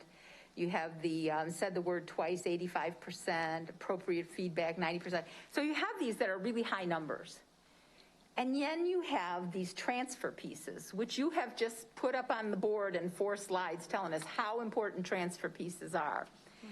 And you know, they're down in the, 40 percentile, 28 percentile. And despite the fact that they're still getting good reviews because they're doing these other components, we only have 60%. If you go to slide 6, you'll see 62.1% of our teachers are meeting the 80%. So why do we want to do this long list of 20 that they can get a freebie for the top 5, the games or whatever, and focus our numbers on implementation on the transfer piece, because you've just told me over and over how important the transfer is. So let's focus our quality of implementation on that transfer piece. I'm not saying throw everything out. I don't know how many total there are on the transfer out of the 20. This is exactly the conversation we've been having, and we agreed that with last year being still a wobbly year with remote and in-person, we wanted to maintain our data collection of all 20, but without hesitation, we all agreed that our focus for professional learning, for those coaching conversations, for doing those deep dives of evidence collection is really around the skill of transfer. And we took the opportunity at the midpoint review to recognize exactly what you pointed out, which some of the most critical skills are some of our lowest scoring on our checklist. And so that drove our professional learning at the midpoint. We pulled in principals to that critical data, did some professional learning there, targeted in the second coaching cycle supports around transfer. So that slide that shows those 5 elements shows that growth. That will continue for the next year. I don't know, Melissa, if you wanted to add anything. Yeah, I mean, you're on point. In order to know, when you know better, you do better, right? So first we had to evaluate implementation, and that's when we learned that transfer was an area of weakness. So now that's where we're focusing our efforts, and that's already been where we're targeting our supports. And it's only day 3 of school, and we started before the school year even started. And myself and the coaches and working with Susan and Reading Horizons, I mean, that's just going to be a huge area of focus this year for a really robust And again, as a board member, I'm just saying, if that's your area of focus, then go in and see if that's what they're focusing on as well. If that's what you think is important, and not the hand games and not the eraser and all the other pieces, what you really want to get to. Because at the top, where it says improve literacy on the same page, we're still on 6 up there, it says students' capability of decoding text and mastery of grade level phonics. So decoding texts is actually in this improved literacy piece. And 34% of our students, and we're only looking for 60% right now, but only 34% of our students have the improved literacy is a concern. So and I know I'm taking time but this is really important, you guys. This is So can I just do a time check? Glad you said that. We've been at this for more than an hour, so I just want to make sure everybody's good with the fact that we've spent this much time and that we will continue. Are there any problems with that? Okay, let's continue. Thank you, board members. So if you go to page 7, whoever's flipping there, thank you. They've broken down, and I just don't know how much time. See, I have too much time on my hands this weekend. But there was, it's broken down by ethnicity, by attendance, time on software, learning location. I think it's really interesting on the learning location, by the way, everybody, if you notice, that the full-time remotes actually had a little bit higher percentage. They had the 36%. Again, I would tell you that's approaching or meeting. That is not just meeting, which just blows me away. But on the ethnicity piece, I sent Mr. Zediger, I sent the team a question, and they said the answer was in here, but I don't see it. So I'm going to ask this question again. And it tied ethnicity with attendance. And I see, I see a percentage, 25% of our students are approaching or meeting who are Black or African American. And my question to you was, of those 25%, what did their attendance look like? And you said it's in the appendix. If you look on page 4, if you look on page 4, Connor, page 4, it's at the top, it's the pink section. If you zoom in, Black or African American students are first, and you can see the breakdown of attendance. If you read this chart, it means that students who had a high attendance of 97% or better, 45% were approaching or meeting, medium of 91 to 97% is 29% of students, low 24, and chronically absent is 19. It's important also to note the number of students. The number of students with high attendance is, 45 met, 54 didn't. But if you look at chronically absent, there's a high number of students there. So that 25% can be broken down by their attendance rate to be a little bit more instructive. And again, it points to that sort of drop off in chronically absent students. So 58, our Hispanics are at 58%. No, I'm sorry, that's white. Our Hispanics are at 48%. For high attendance? Mm-hmm. Yes. Okay, and thank you. You're welcome. So our, let me just see if there was, I circled, time on software was a question to me because do you go talk to people in schools like Spring Creek where they had less time and had real high scores? Obviously, you're looking at 3 different factors, the implementation, the attendance, and the other. You are, and the question is, how much more benefit could students have from the program if they're already finding some success, if they increase their time on the software, which we're showing in other schools is correlated to higher numbers. So we just actually met with the principal not long ago, 2 weeks ago, and we were exploring that very question, that makes a good data point for goal setting to increase scores even further. Could somebody turn that to page 8 on the report, whoever's doing that? And thank you for that answer. I do not understand student approaching or meeting goals, the level of support days of coaching. So why is it that if you have 0 days coaching, you're doing better than 4+ days coaching? Or am I reading this wrong? Base is twice per year. Base Plus is an additional 1 to 4 days beyond the base package. Base means what we provide to all. Some schools over time have allocated some of their supplemental dollars to increase their coaching days. So Base Plus is an increase of those coaching days between 1 and 4. Base Plus Plus is 4+ days beyond the 2 that we give to all teachers. So why is a school that has just base doing better than a school that has base plus plus? A lot of factors could contribute to that. One of them might be high teacher turnover. Another might be a lot of new teachers.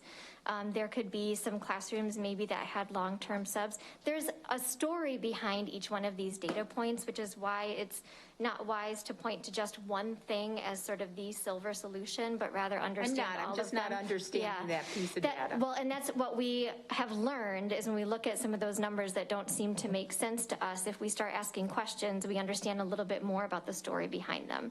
And essentially what we've learned is when there's high principal turnover in a particular school or high teacher turnover, it's hard to actually get their legs under them with implementation of the program because you're constantly retraining.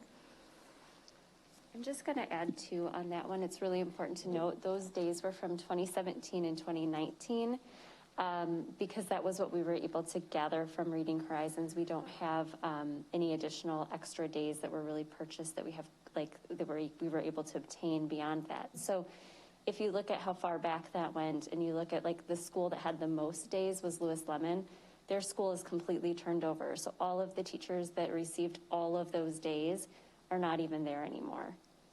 So that in that particular one, we reported out on it in the report because it was a segment that we identified we wanted to look at, but once we dove into the data, there wasn't good data. So we wanted to be truthful and report out on the segment because we identified it, but there wasn't really anything impactful that we found. Thank you. Yes. The last one on there, I don't know if any of you can read it, but that's staff engagement. It's kind of a tickle to see that the teachers with the lowest engagement did better than the high, medium, and medium-low engagement, not too far off the high. So they might not be engaged, but their kids are learning somehow. I don't know how you take that data or what you do with This was that. another data point where we thought it was worth asking the question, and then the data came in and we thought, well, we're not quite sure how instructive that is. And I did ask the poverty question, but it's just very generic, Mr. Rollins. It was on the addendum. It just talked about low income in general. So unless we look at it, you know, by school, it doesn't give us enough information. At the end of the day, I wouldn't say we can't continue. Obviously, COVID impacts all of our numbers. I would ask the question, we're going to do this all again for next year. We're not waiting for 2024. I mean, we're going through all this again and we're going to look at it and we'll have a better idea if this is something that's really impacting our student growth, because right now it's not. But I know we have a large investment.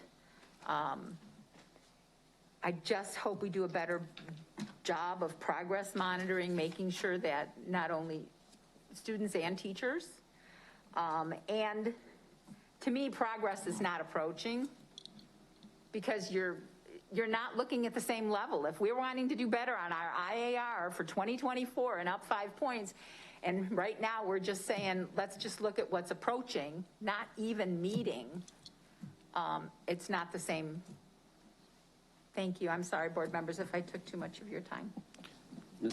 I have a really quick question. I'm sorry. So we received this data information about 3:30 today.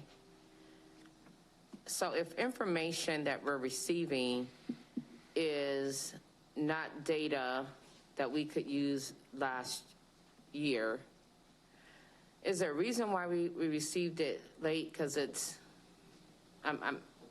Yeah, that was additional requests. We had included in the last superintendent's board update last Friday some data, as well as this annual report with a bunch of data broken out for board members. But what you received today was additional requests of the study that we gathered and put together to send out to board members. Thank you. I'm just going to say, I sent some questions to the superintendent over the weekend while I was reading through this. And I always like, if I ask questions, if they answer them, to share them with everybody. But because of the holiday, they didn't get to them till today. And hence, they did a great job of even getting them to us before the board meeting. So thank you for that. Ms. Mohammed. So I was very intrigued at the information that Mrs. Kirschbaum shared regarding the attendance strategy. So I just have a few questions regarding that, just so I'm more informed on my end. So you mentioned that for the parent liaisons that we have increased this year by 11, which I think is awesome. And so I'm just curious to know, Is there any type of like centralized trainings that they all do? Do they have like monthly meetings kind of similar to how the principals do? Like how do we get them all on one accord so that way they're kind of mirroring each other in effort in terms of getting, students on board and attending school? That's a great question, and thank you for asking it. Through our process when we started with parent liaisons, just as Ms. Detman is referring to, we study this and then we learn more. We also learned that we needed someone to shepherd our parent liaisons so that there was consistency in what it looked like. So Maureen Kirschman, not to be confused with Kirschbaum, Maureen shepherds our parent liaisons, and she has done a phenomenal job of bringing them together. They have a Google Classroom where they house a lot of the resources. She had a 2-day training down here, a full-day training for them, just to start everybody off this year. And then she will for lack of a better word, monitor what they're doing in the buildings so that we do have some consistency in what it looks like across the district. Thank you. You mentioned also when you were talking about strategies that obviously with the bus driver shortage that we have, that will impact our attendance some. So I'm curious to know, is there any options where parent liaisons are helping some of the older students with taking public transportation, or no? You know what, they did look a little bit into that. I can't speak to it fully, so I will get a response back to you on how they're going to help support some of our older students, but I don't know that answer. Okay. And you also said that at some of the schools there's been incentives of bikes where they're able to maybe earn a bike at the end of the school year. Was that something that they expressed they had interest in, the students, or was the thought process behind that to provide them with something that can help them with transporting themselves to school? It's one of the many, like for example, when I was a principal, I worked with the community partners, and then every month, so this month we would have had soccer balls. Next month we would have had footballs. And so we would just work with different community partners to try to incentivize the kids, so. Okay. All right, and then my next question was, you talked about the walking school bus being successful in the past, but it's somewhat obsolete now. Is this maybe an area that the attendance specialist can assist in with, maybe if that can be a way to get students in the classroom? Certainly could. The attendance specialist, the parent liaisons, anybody. We have reached out, most of the schools have reached out within the community to say, here's what we had. Would you be willing to do this? It's quite a generous commitment for someone to get up super early, and it sounds great when it's 80. It doesn't sound so great when it's 20 below to be able to do that. So it was very successful. It was. We got a lot of students safely to school, but just haven't been able to find those volunteers. And we worked through the YMCA at the time. So if anybody is listening, we're happy to have you if you want to volunteer. Sign up. Mohammed, isn't your question, can't we use our attendance specialists? Yeah, I was about to. Yeah, you're talking about volunteers. She's talking about using. Yes. Since we're low on getting people that are willing to volunteer, is there any way to also use them? Kind of merge them into that role. I think that's something we could explore. Thank you for opening up that door. Okay, and one last question for you. What is the parent feedback that you guys have been receiving regarding absenteeism? The parent feedback in... Like, what are some of the barriers? Like, why is it such an issue at some schools? Like, what are parents actually communicating to you? Why is it hard for them to get their children to school? It is almost always transportation. It is almost always transportation. Whether they have it or not, or for whatever reason, I might have a little one and I don't want to take my little one out, and I don't have any other means other than to walk to school. It is almost always. Okay, awesome. Thank you. Thank you. Mr. Rollins. I don't have any questions. I just want to say I'm glad we're having this discussion tonight. I'm glad it went this long. Of all the things we talk about, if everything that we talk about this year, this is probably the most important. We've talked about this for years. If kids can't read at grade level by 3rd grade, they're not going to learn, and we're going to lose them. And pretty much every other issue that we end up dealing with as a board, whether it comes to graduation rate, whether it comes to student discipline, all flows from this. And we're looking at a chart where school after school, 3/4 of our kids aren't even approaching the benchmark. At Lewis Lemon, it's 85%. At Riverdale, it's 87%. We've got to solve this. And that's, I mean, I know it's difficult for you as administrators to have to be under fire like this and have us ask all these questions, but we're looking to you. You've told us this is the program that's going to solve it for us. And our only option as a board is to hold you accountable. If you tell us this is what's going to solve it, then you have to show us it's going to solve it. And if it doesn't solve it, then we're going to get to ask why. We have to solve this. Ms. Pearson. I have a quick question. So in all of the resources that we invest in, which one of them or any of them that identify our students' learning style? Do you mean students who learn more like in an auditory fashion or in a visual fashion or kinesthetic? Is that what you're referring to? Mm-hmm. Is there one sort of assessment that we give students that gives them one style? Not necessarily, no.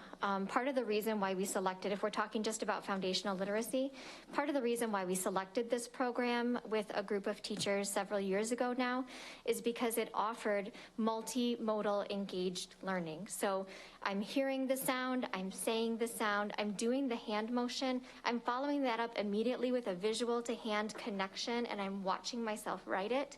I'm identifying it later. All of these follow what's called the Orton-Gillingham method, which is good for all students, but especially for undiagnosed dyslexic students as well. So the approach and the style of teaching in this particular program, we felt would meet the needs of the broadest range of learners. So part of the instructional method is what drew our team of teachers to Reading Horizons specifically. But to answer your question exactly as you asked it, we don't have one assessment that gives students one style of learning. Rather, we ask teachers to plan for multiple styles of learning so that students have multiple ways to access and engage in their learning every day. Okay, thank you. Anyone else? So I've got a couple things for myself. Number one, you know, I'd have to disagree with the statement that we're spending $1 million and it's not done anything.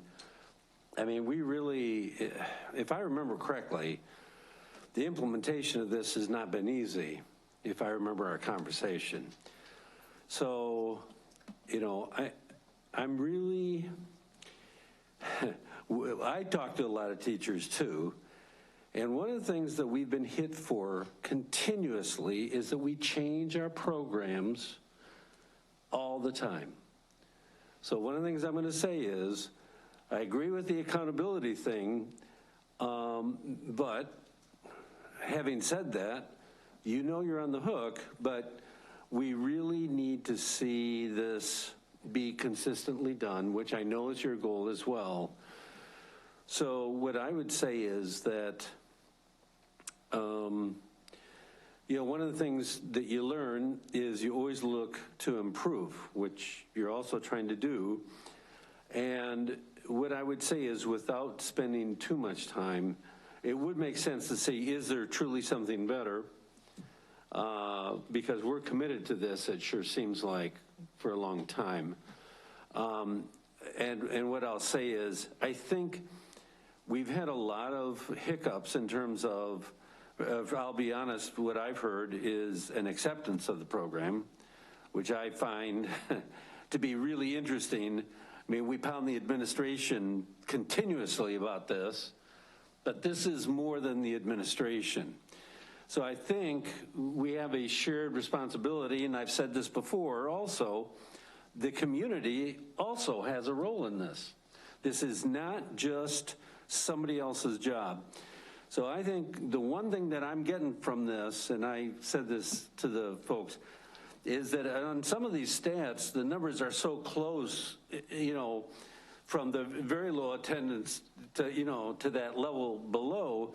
So I'm not questioning the importance of attendance or the correlation, but one of the things I'll say is it just points out that we have some of the bigger problems. So I agree with what Mr. Rollins said earlier, is we have some other things that we really need to focus on. And so one of the recommendations is, let's make sure that it's clear, and it sounds like it, but that the principals understand it. So I think one of the things I'll share frustration is sometimes it seems we have to talk to you all and you understand, and then all of a sudden it gets to the building level and there's other dynamics going on. So I think, and I know you're trying to address that too. So all I'm saying is we really need that complete picture.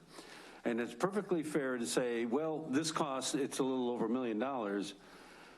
I wouldn't look at it, me personally, when I saw the, per student, per building costs and all that, I don't think that's the deal. I think the results part is the deal.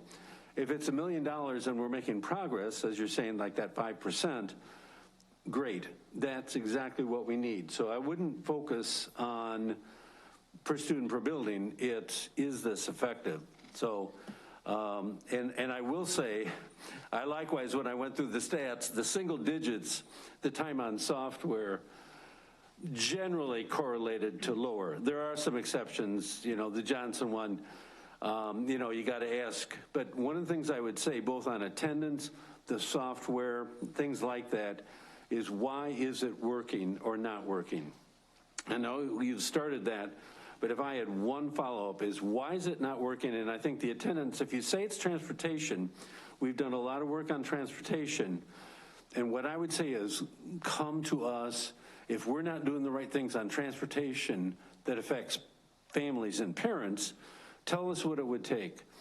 Because I can tell you right now, just personally speaking, if it was another $500,000 a year or whatever that got kids, into those schools, that would make this program more worth it, right? So don't just say, yeah, okay, we think that's one of the big reasons. Tell us that and give us something specific that we can follow up on. Because that's, I think, would help reduce or make this better. Last thing is I wrote myself a note, and I keep asking about this. What is our policy on mobile, or what I think used to be called homeless? Because at one time we talked about their test results go with the first one that they went with, and I have yet to hear a follow-up on what that actual policy is. If you don't have an answer, that's fine, but I'm just going to put it on the floor. To me, that is important, because we do have a high, what is it, 7% or something, or maybe it's more, but we have a high number, so I'd like to see us track that. Is there anything else, Ms. McCulloch? I'm going to reiterate that I didn't want to change programs. I think that it sounded like. But this is the no. I said very clearly. I said I'm not asking you to change programs, but I'm asking you to look at the implementation piece, because I think if it's about transfer, then that we need to look at that. But I also, if it's all about attendance, then does it really matter what the program is? Is it just a matter of having kids there and whatever reading program you have is going to work? And that is the resistance that we've had by teachers, because they've learned this particular reading program and they don't want to do something different. So unless we can show that students are doing better with this program, and I don't know how you're going to tweak that out, but if it's purely attendance, I would expect, that any program would do. So I don't think anybody said it's purely attendance. What they said is there's a high correlation of attendance, and listening to that, they said that there's other factors that are maybe even more important. My point was that if that is there's a high correlation, and that's something that's very specific, we can put a cost to it, and if I'm hearing that that's the major problem with attendance, that would seem to me to be a fairly quick win. It doesn't mean it's going to solve everything else. And I'm assuming that you all have done your homework, and it sure looks like in the numbers that you believe this is the right program. So, but if there's a quick win, like on the attendance, I think we should do that.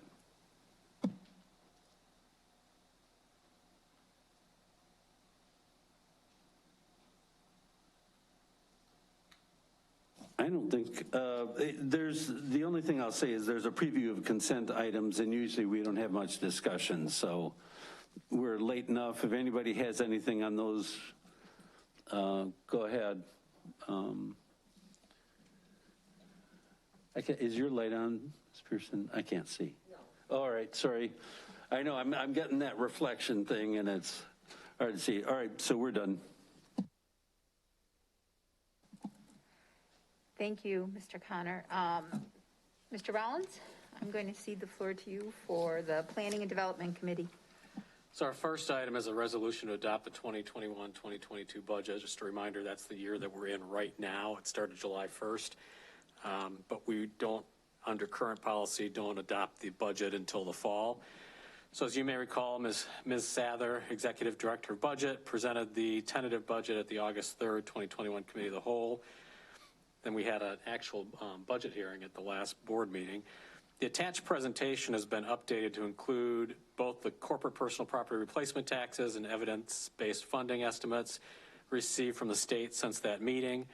Their original assumption for CPPRT was $24 million, and the estimate came in at $34 million, an increase of $10 million. The EBF estimates came in lower than expected at $166 million compared to with $170 million, for a decrease of $4 million. Those two are actually related. The evidence-based funding is actually a part of the funding formula, is based on other sources of revenue. So when the CPPRT went up, the EBF went down, but we're still ahead by $6 million. The administration's plan is to move this increase to the capital fund for facilities needs. Are there any questions or discussion on the CPPRT or the EBF or the budget in general? Okay, hearing none, the resolution to adopt the... Excuse me. Oh, sorry, Mrs. Pearson. No worries. I do have a question, and I asked this before, and it's with the overall budget. I saw a $15 million miscellaneous, and I had asked that, well, it was 15.9, something along that line, and I had asked for an itemization to get an understanding of what that consists of. Okay. It's such a large miscellaneous item. Yes, so we did, I apologize, I thought we discussed that, but I can give you an itemization. 10 million of that is for some tuition expenditures for other organizations, for students going to agencies outside the district, like Therapeutic Day or things like that. We do have a contingency, but within that other miscellaneous budget of approximately $5 million for unforeseen items that may come up throughout the budget year that we can potentially fund from those dollars. But I can get you an itemized list if that's what you need. I can get you a general ledger listing that shows each account number and how much is within each budget. And so why isn't that a part of the, or maybe I have a different mindset regarding the budget. Why isn't that in the, like, specifically a part of the, why is it miscellaneous, I guess is what I'm asking, so as opposed to?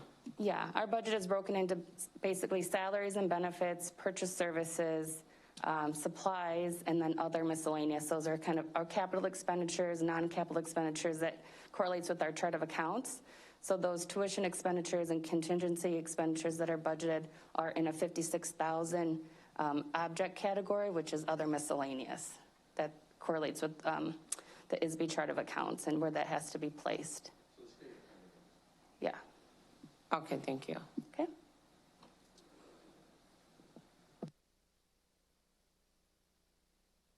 All right. If there's no other questions, the resolution to adopt the 2021-2022 budget will be brought to the board for approval at the September 28th, 2021 board meeting. Let me get out of this. Our next item is the internal auditor plan for fiscal year 2022. This is a risk-based internal audit plan for this fiscal year. The RPS internal audit charter states that the district will adhere to the standards set by the Institute of Internal Auditors. Board approval of the audit plan is required. For those who might remember providing input on the main risks facing the district, this is the next phase. The presentation will give an overview of the internal audit planning process, including risk identification, and will finish with what internal audit is planning to prioritize for this fiscal year. The RPS internal audit charter also talks about the need for independence in the internal audit function. So the internal auditor will be presenting the information. I will now hand it over to Joyce Matos, the district's internal auditor. Thank you for the opportunity to present. I am Joyce Matos, internal auditor at RPS, and I am under the legal department's umbrella.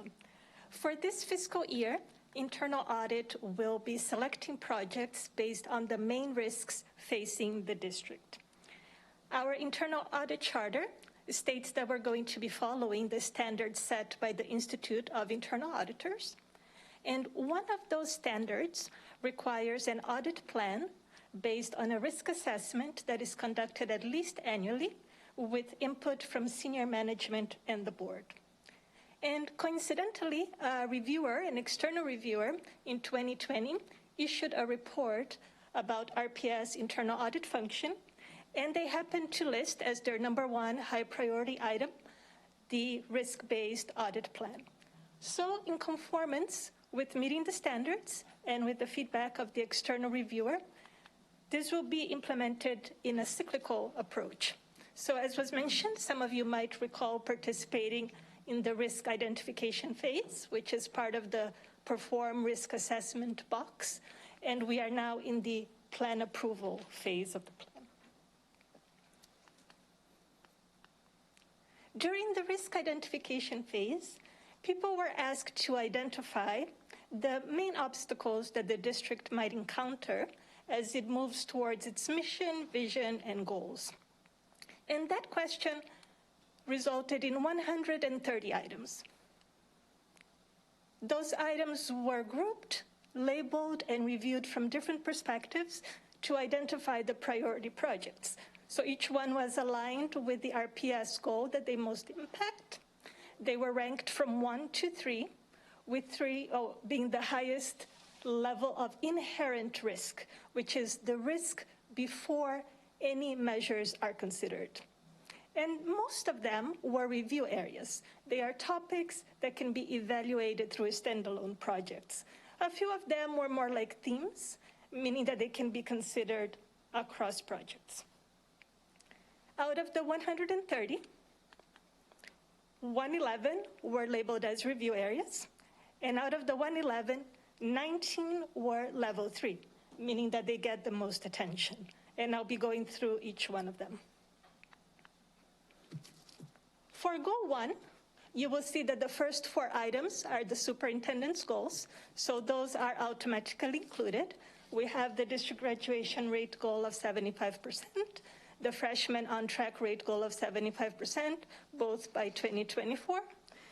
And for middle school, it has several components. It's build a middle school on-track tool for grades 6, 7, and 8 to establish a baseline rate for each grade level and demonstrate annual progress toward an increase of 5 percentage points by 2024. And for 3rd grade, we have established a new baseline for 3rd grade literacy using the Illinois Assessment of Readiness and demonstrate annual progress toward 5 percentage points improvement by 2024. The 5th item is fidelity of implementation for new teaching approaches that also ranked very highly. We did not have any level 3 review areas for Goal 2, which is engaging partnerships. For Goal 3, we have vulnerability of public schools' IT system. We have both the planning and the testing of business continuity and disaster recovery. We have sufficiency of backups, compliance with health-related guidelines, and use of funds from a multi-year tech investment. So most of these items are either IT-related or they have a significant IT component. For Goal 4, we have investment in recruiting diverse quality teachers, integrity of student-related data, clarity in top-down communication, standards for succession planning, and internal controls around cash handling by non-financial staff members. So some of these are about recruiting, hiring, and retaining staff, and others are about the staff component of executing some processes. For Goal 5, the review areas are pretty straightforward in the sense that compliance with bidding statutes and uncertainty of funding are about watching inflows and outflows. And the reference to disease outbreaks is here from the perspective of having the financial means to get through a significant negative event. So we started with 130, 111 were review areas, and the other ones were themes. And out of the themes, we had 3 level 3 themes: clarity and communication across departments, collaboration among cabinet members, and local population decline. Since the themes can be evaluated across projects, our main concern is coverage of the review areas. And for some of those areas, like IT, we are going to need external assurance. And based on the information that I received from the CIO, my understanding is that the projects that are planned for this fiscal year will be addressing most of those areas. For the areas that can be handled internally, these are the top 3 audits under consideration: credit recovery programs, recruiting programs and hiring incentives, and integrity of student enrollment data. And underneath each one, you will see the risks that we're trying to address with that selection. So those are the big audits, and they will be supplemented by smaller projects like tests for compliance with governing policies and administrative regulations. And for those tests, these are the topics that are most likely to be tested. So we have competitive bidding, we have how we manage our storage devices, we have wage and overpayment recovery, attendance and truancy, and also the COVID connection for ESSER items. And that concludes the presentation.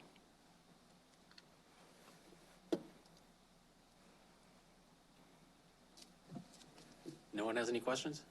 Mr. Connor, surely you've got questions. Shirley. Don't call me Shirley. Yeah. I will say I like the tests under consideration.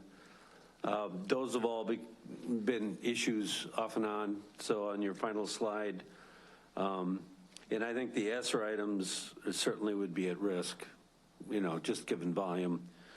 So I like that list. And I looked at, obviously, the IT list. And one thing I'll say is I'm glad you had both planning and testing for the recovery, because disaster recovery, where I've seen it fail, is really on the testing. Planning might be okay, but the reality of testing, so I'm glad you had that, and I like the approaches that you're doing, so I think good work. I have a question. So on the last slide where it outlines the tests under consideration, like what exactly does that mean for the things that are bullet pointed? Does it mean we're going to take new approaches to? In this case, if you look at the number in parentheses, they are governing policies. So for these tests, they are basically checking for compliance with the existing governing policies and administrative regulations. So in that one, there is not a lot of auditor call on what exactly to review. Okay, thank you.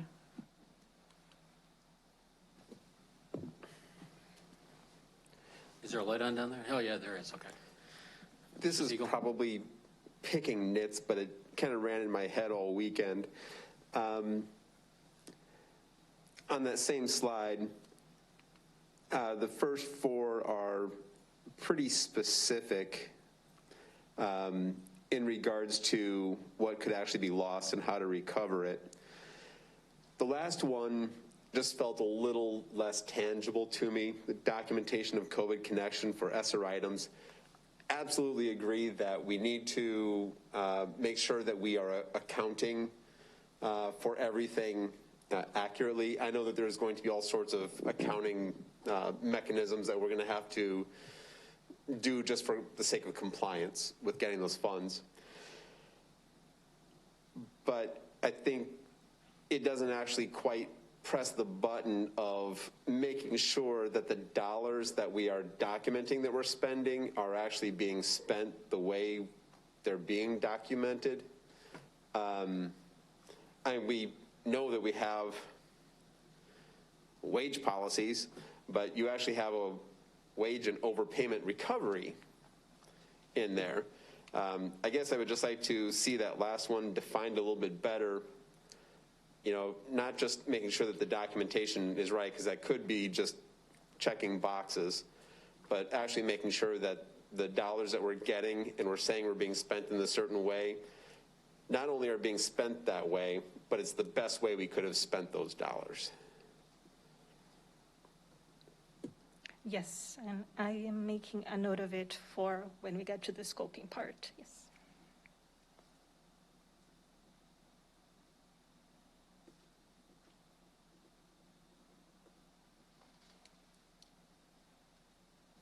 Any other questions? Okay, thank you. Let me get back to my main screen here. We have my committee has 2 consent agenda items for the September 14th, 2021 board meeting. First is a Tier 1 Scribbles digitization contract for software. The district has identified the need for digitized records to eliminate the need to store paper records on site. The digitization team, say that 10 times fast, researched vendors that would best meet the needs of the district but still maintain ISBE student record standards. The recommendation is to use Scribbles software. Are there any questions or discussion on this item? I had one when it came up. I don't know, somebody was telling me that we had an issue with maybe them bundling with scanners that we didn't want. I take it that's been resolved? Whose contract is this? Nobody? It's Mr. Barthel's contract. Okay. In partnership with Mr. Dotson. Mrs. Hoadley, I think you were the one who was telling me about it. Has that been resolved? Mr. Rollins, it has not been fully resolved. They went back to Scribbles to discuss removal of that scanning portion of the agreement. I believe, it's my understanding that they were unable to just separate out that part, and so they're still working on whether or not they can move forward with Scribbles. So this may not come before us at the next board meeting. Right. Be duly warned. So the issue is this: we like the software. We want the software, but they're bundling it with hardware that we don't necessarily want. So the question is whether we can get them to unbundle it. All right. Well, let's move on then. The second item is also Tier 1 JAMF mobile device management solution. I'm guessing this is Mr. Bartels too, so don't anybody ask me questions about this because I know nothing about this one.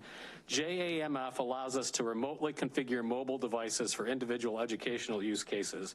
It also provides inventory, security updates, and configuration changes such as networking or safety controls. Our current mobile device management solution has a business operations focus, whereas JAMF is K-12 specific. Basically, if we want to translate this into a really specific thing that classroom teachers need to know, is that it gives us the ability to better filter out videos on YouTube to make sure that they're age appropriate, because we've had to have various waves of completely eliminating things like YouTube because we can't get to that level of filtration. So this is an educational design system, so it gives us more flexibility, which is really great for our youngest kids. Yeah, that sounds pretty useful, especially in middle school, I would say.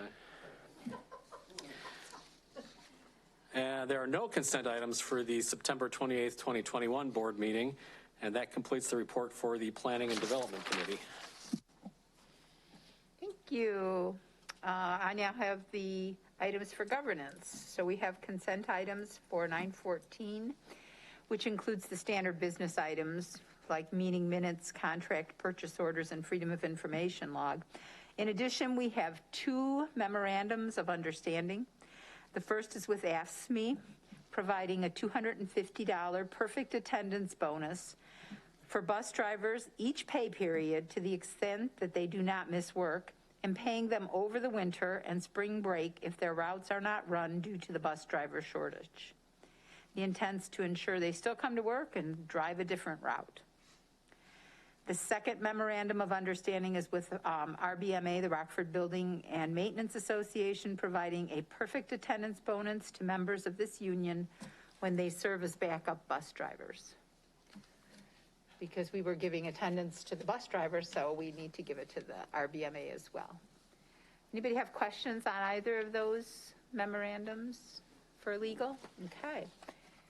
The consent items for 9/28 will be the meeting minutes, contract purchase orders, a possible workers' compensation settlement, as well as the Freedom of Information log. Mrs. Hoadley, oh, look, you're there, was going to give us an update on the executive order and its implementation. I'll cede the floor to you. Okay, I haven't used this one since it's been installed, and I think I might have pushed the right button since there's only one to push here. I was asked to provide an update on the governor's executive order regarding the mandatory vaccination of staff, and that definition is very large. What the governor indicated was school personnel, and school personnel includes volunteers, that means you all, as well as any contractors who are on site for more than 15 minutes in one of our schools. And so it is very large. There are 2 exemptions available to folks who don't want to get the vaccine, and it doesn't include a personal choice. It includes a religious exemption or a medical exemption. And I know Dr. Martell is construing the medical exemption very narrowly. So in any event, we did have a reprieve in that we have 2 more weeks to get into compliance with this, because folks who fall under the exemption must get tested at least 1 time a week. Dr. Martell is looking at metrics where she is recommending 3 times a week based on community spread. But we are working to get a contract with Shield, Illinois. And this, we had discussed, I believe, with you all last spring when we were considering this, and it wasn't the vaccine mandate that the governor put forth. But it's at no cost to the district through December, and I believe that your resolution that you passed a couple of weeks ago is broad enough to allow the superintendent to contract with Shield to provide this testing. But what the testing would do is allow, it's a saliva-based test, so it's non-invasive, unlike for any of you that might have experienced the nasal-based testing. I understand it's unpleasant, the nasal-based testing. This is a saliva-based testing. All right, so anyone who has any questions about the nasal-based testing can contact Mr. Siegel. But for the Shield testing, we also are looking at expanding it to students as well.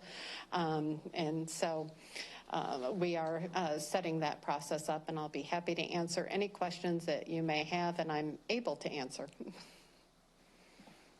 So any volunteers, any staff, and anybody who contracts in our district has to either be vaccinated or have a weekly test. And are we making that easy for our teachers and bus drivers and the like in terms of their location to be able to well, that's why we're working with Shield, and we would be looking at several different sites for the testing. It would include Sterling Holly, so that that would be very convenient to our drivers, and when during their downtimes between routes, they can get the testing done. Our 4 high schools, Risa Middle School, and the administration building. Okay. So we have 2 central locations, the admin building as well as Sterling Holly. And so that way we can accommodate any of our contractors as well for their testing. Thank you. Any other questions? Seeing none, are there, oh, Mr. Rowland, sorry. So what do we accomplish testing students with the rapid testing? Will it get them out of quarantine sooner, or does it count to get them out of quarantine? Well, potentially. So if a student is, right now, what IDPH is indicating, and we're going to get further clarification from Dr. Martell to make sure she will support it, but if a student is regularly tested and then is identified as an unvaccinated student is regularly tested and is identified as a close contact but does not have any symptoms, they could test to stay. So similar to what we're doing now for students who are either, we're already doing the test to stay, but what they're saying is that that could be a way to ensure continuity of learning. But that's only if like they're getting tested 3 times a week? No. If you're testing to stay, there's a series. I probably should have made sure Ronnie was available with this one, but you have to test the first day if you're a close contact and you've been vaccinated. You test then, I believe, the 3rd and then the 5th and the 8th day, I believe. 7th. Or 7th, okay. So, but this, if you are regularly testing and are unvaccinated, so you test weekly and you're unvaccinated and you are identified as a close contact, you would be able to stay in school as well. The test to stay would be applicable. And she'll let us use those the saliva tests for that? Yeah, these are PCR tests, so we also have access to the Binex Now, which is what we're using right now for the test to stay. Okay. So these rules, and I realize they're changing probably daily, but to the extent there's any certainty to them, can we communicate them to people so that people understand what the rules are? So I think what I heard you just say is that if you're vaccinated and you come in close contact with somebody who tests positive, if you take these saliva tests, which we have available, and you do it on days X, Y, Z, and AA, then you don't have to quarantine. Is that right?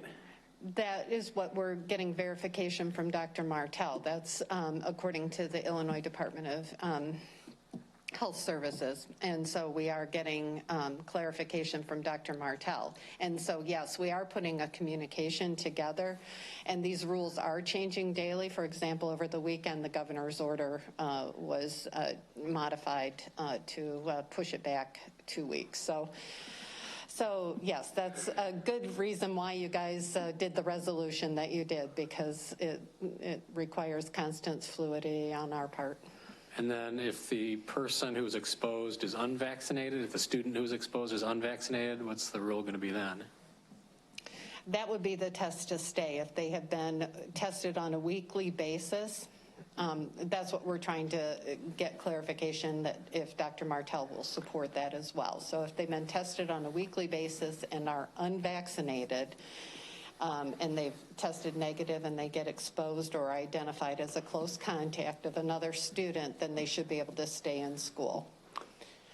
So if I could clarify, I think I know where you're going with this. If you are, Mr. Rollins, if you are a close contact and you are vaccinated, then you do not have to quarantine as long as you remain asymptomatic.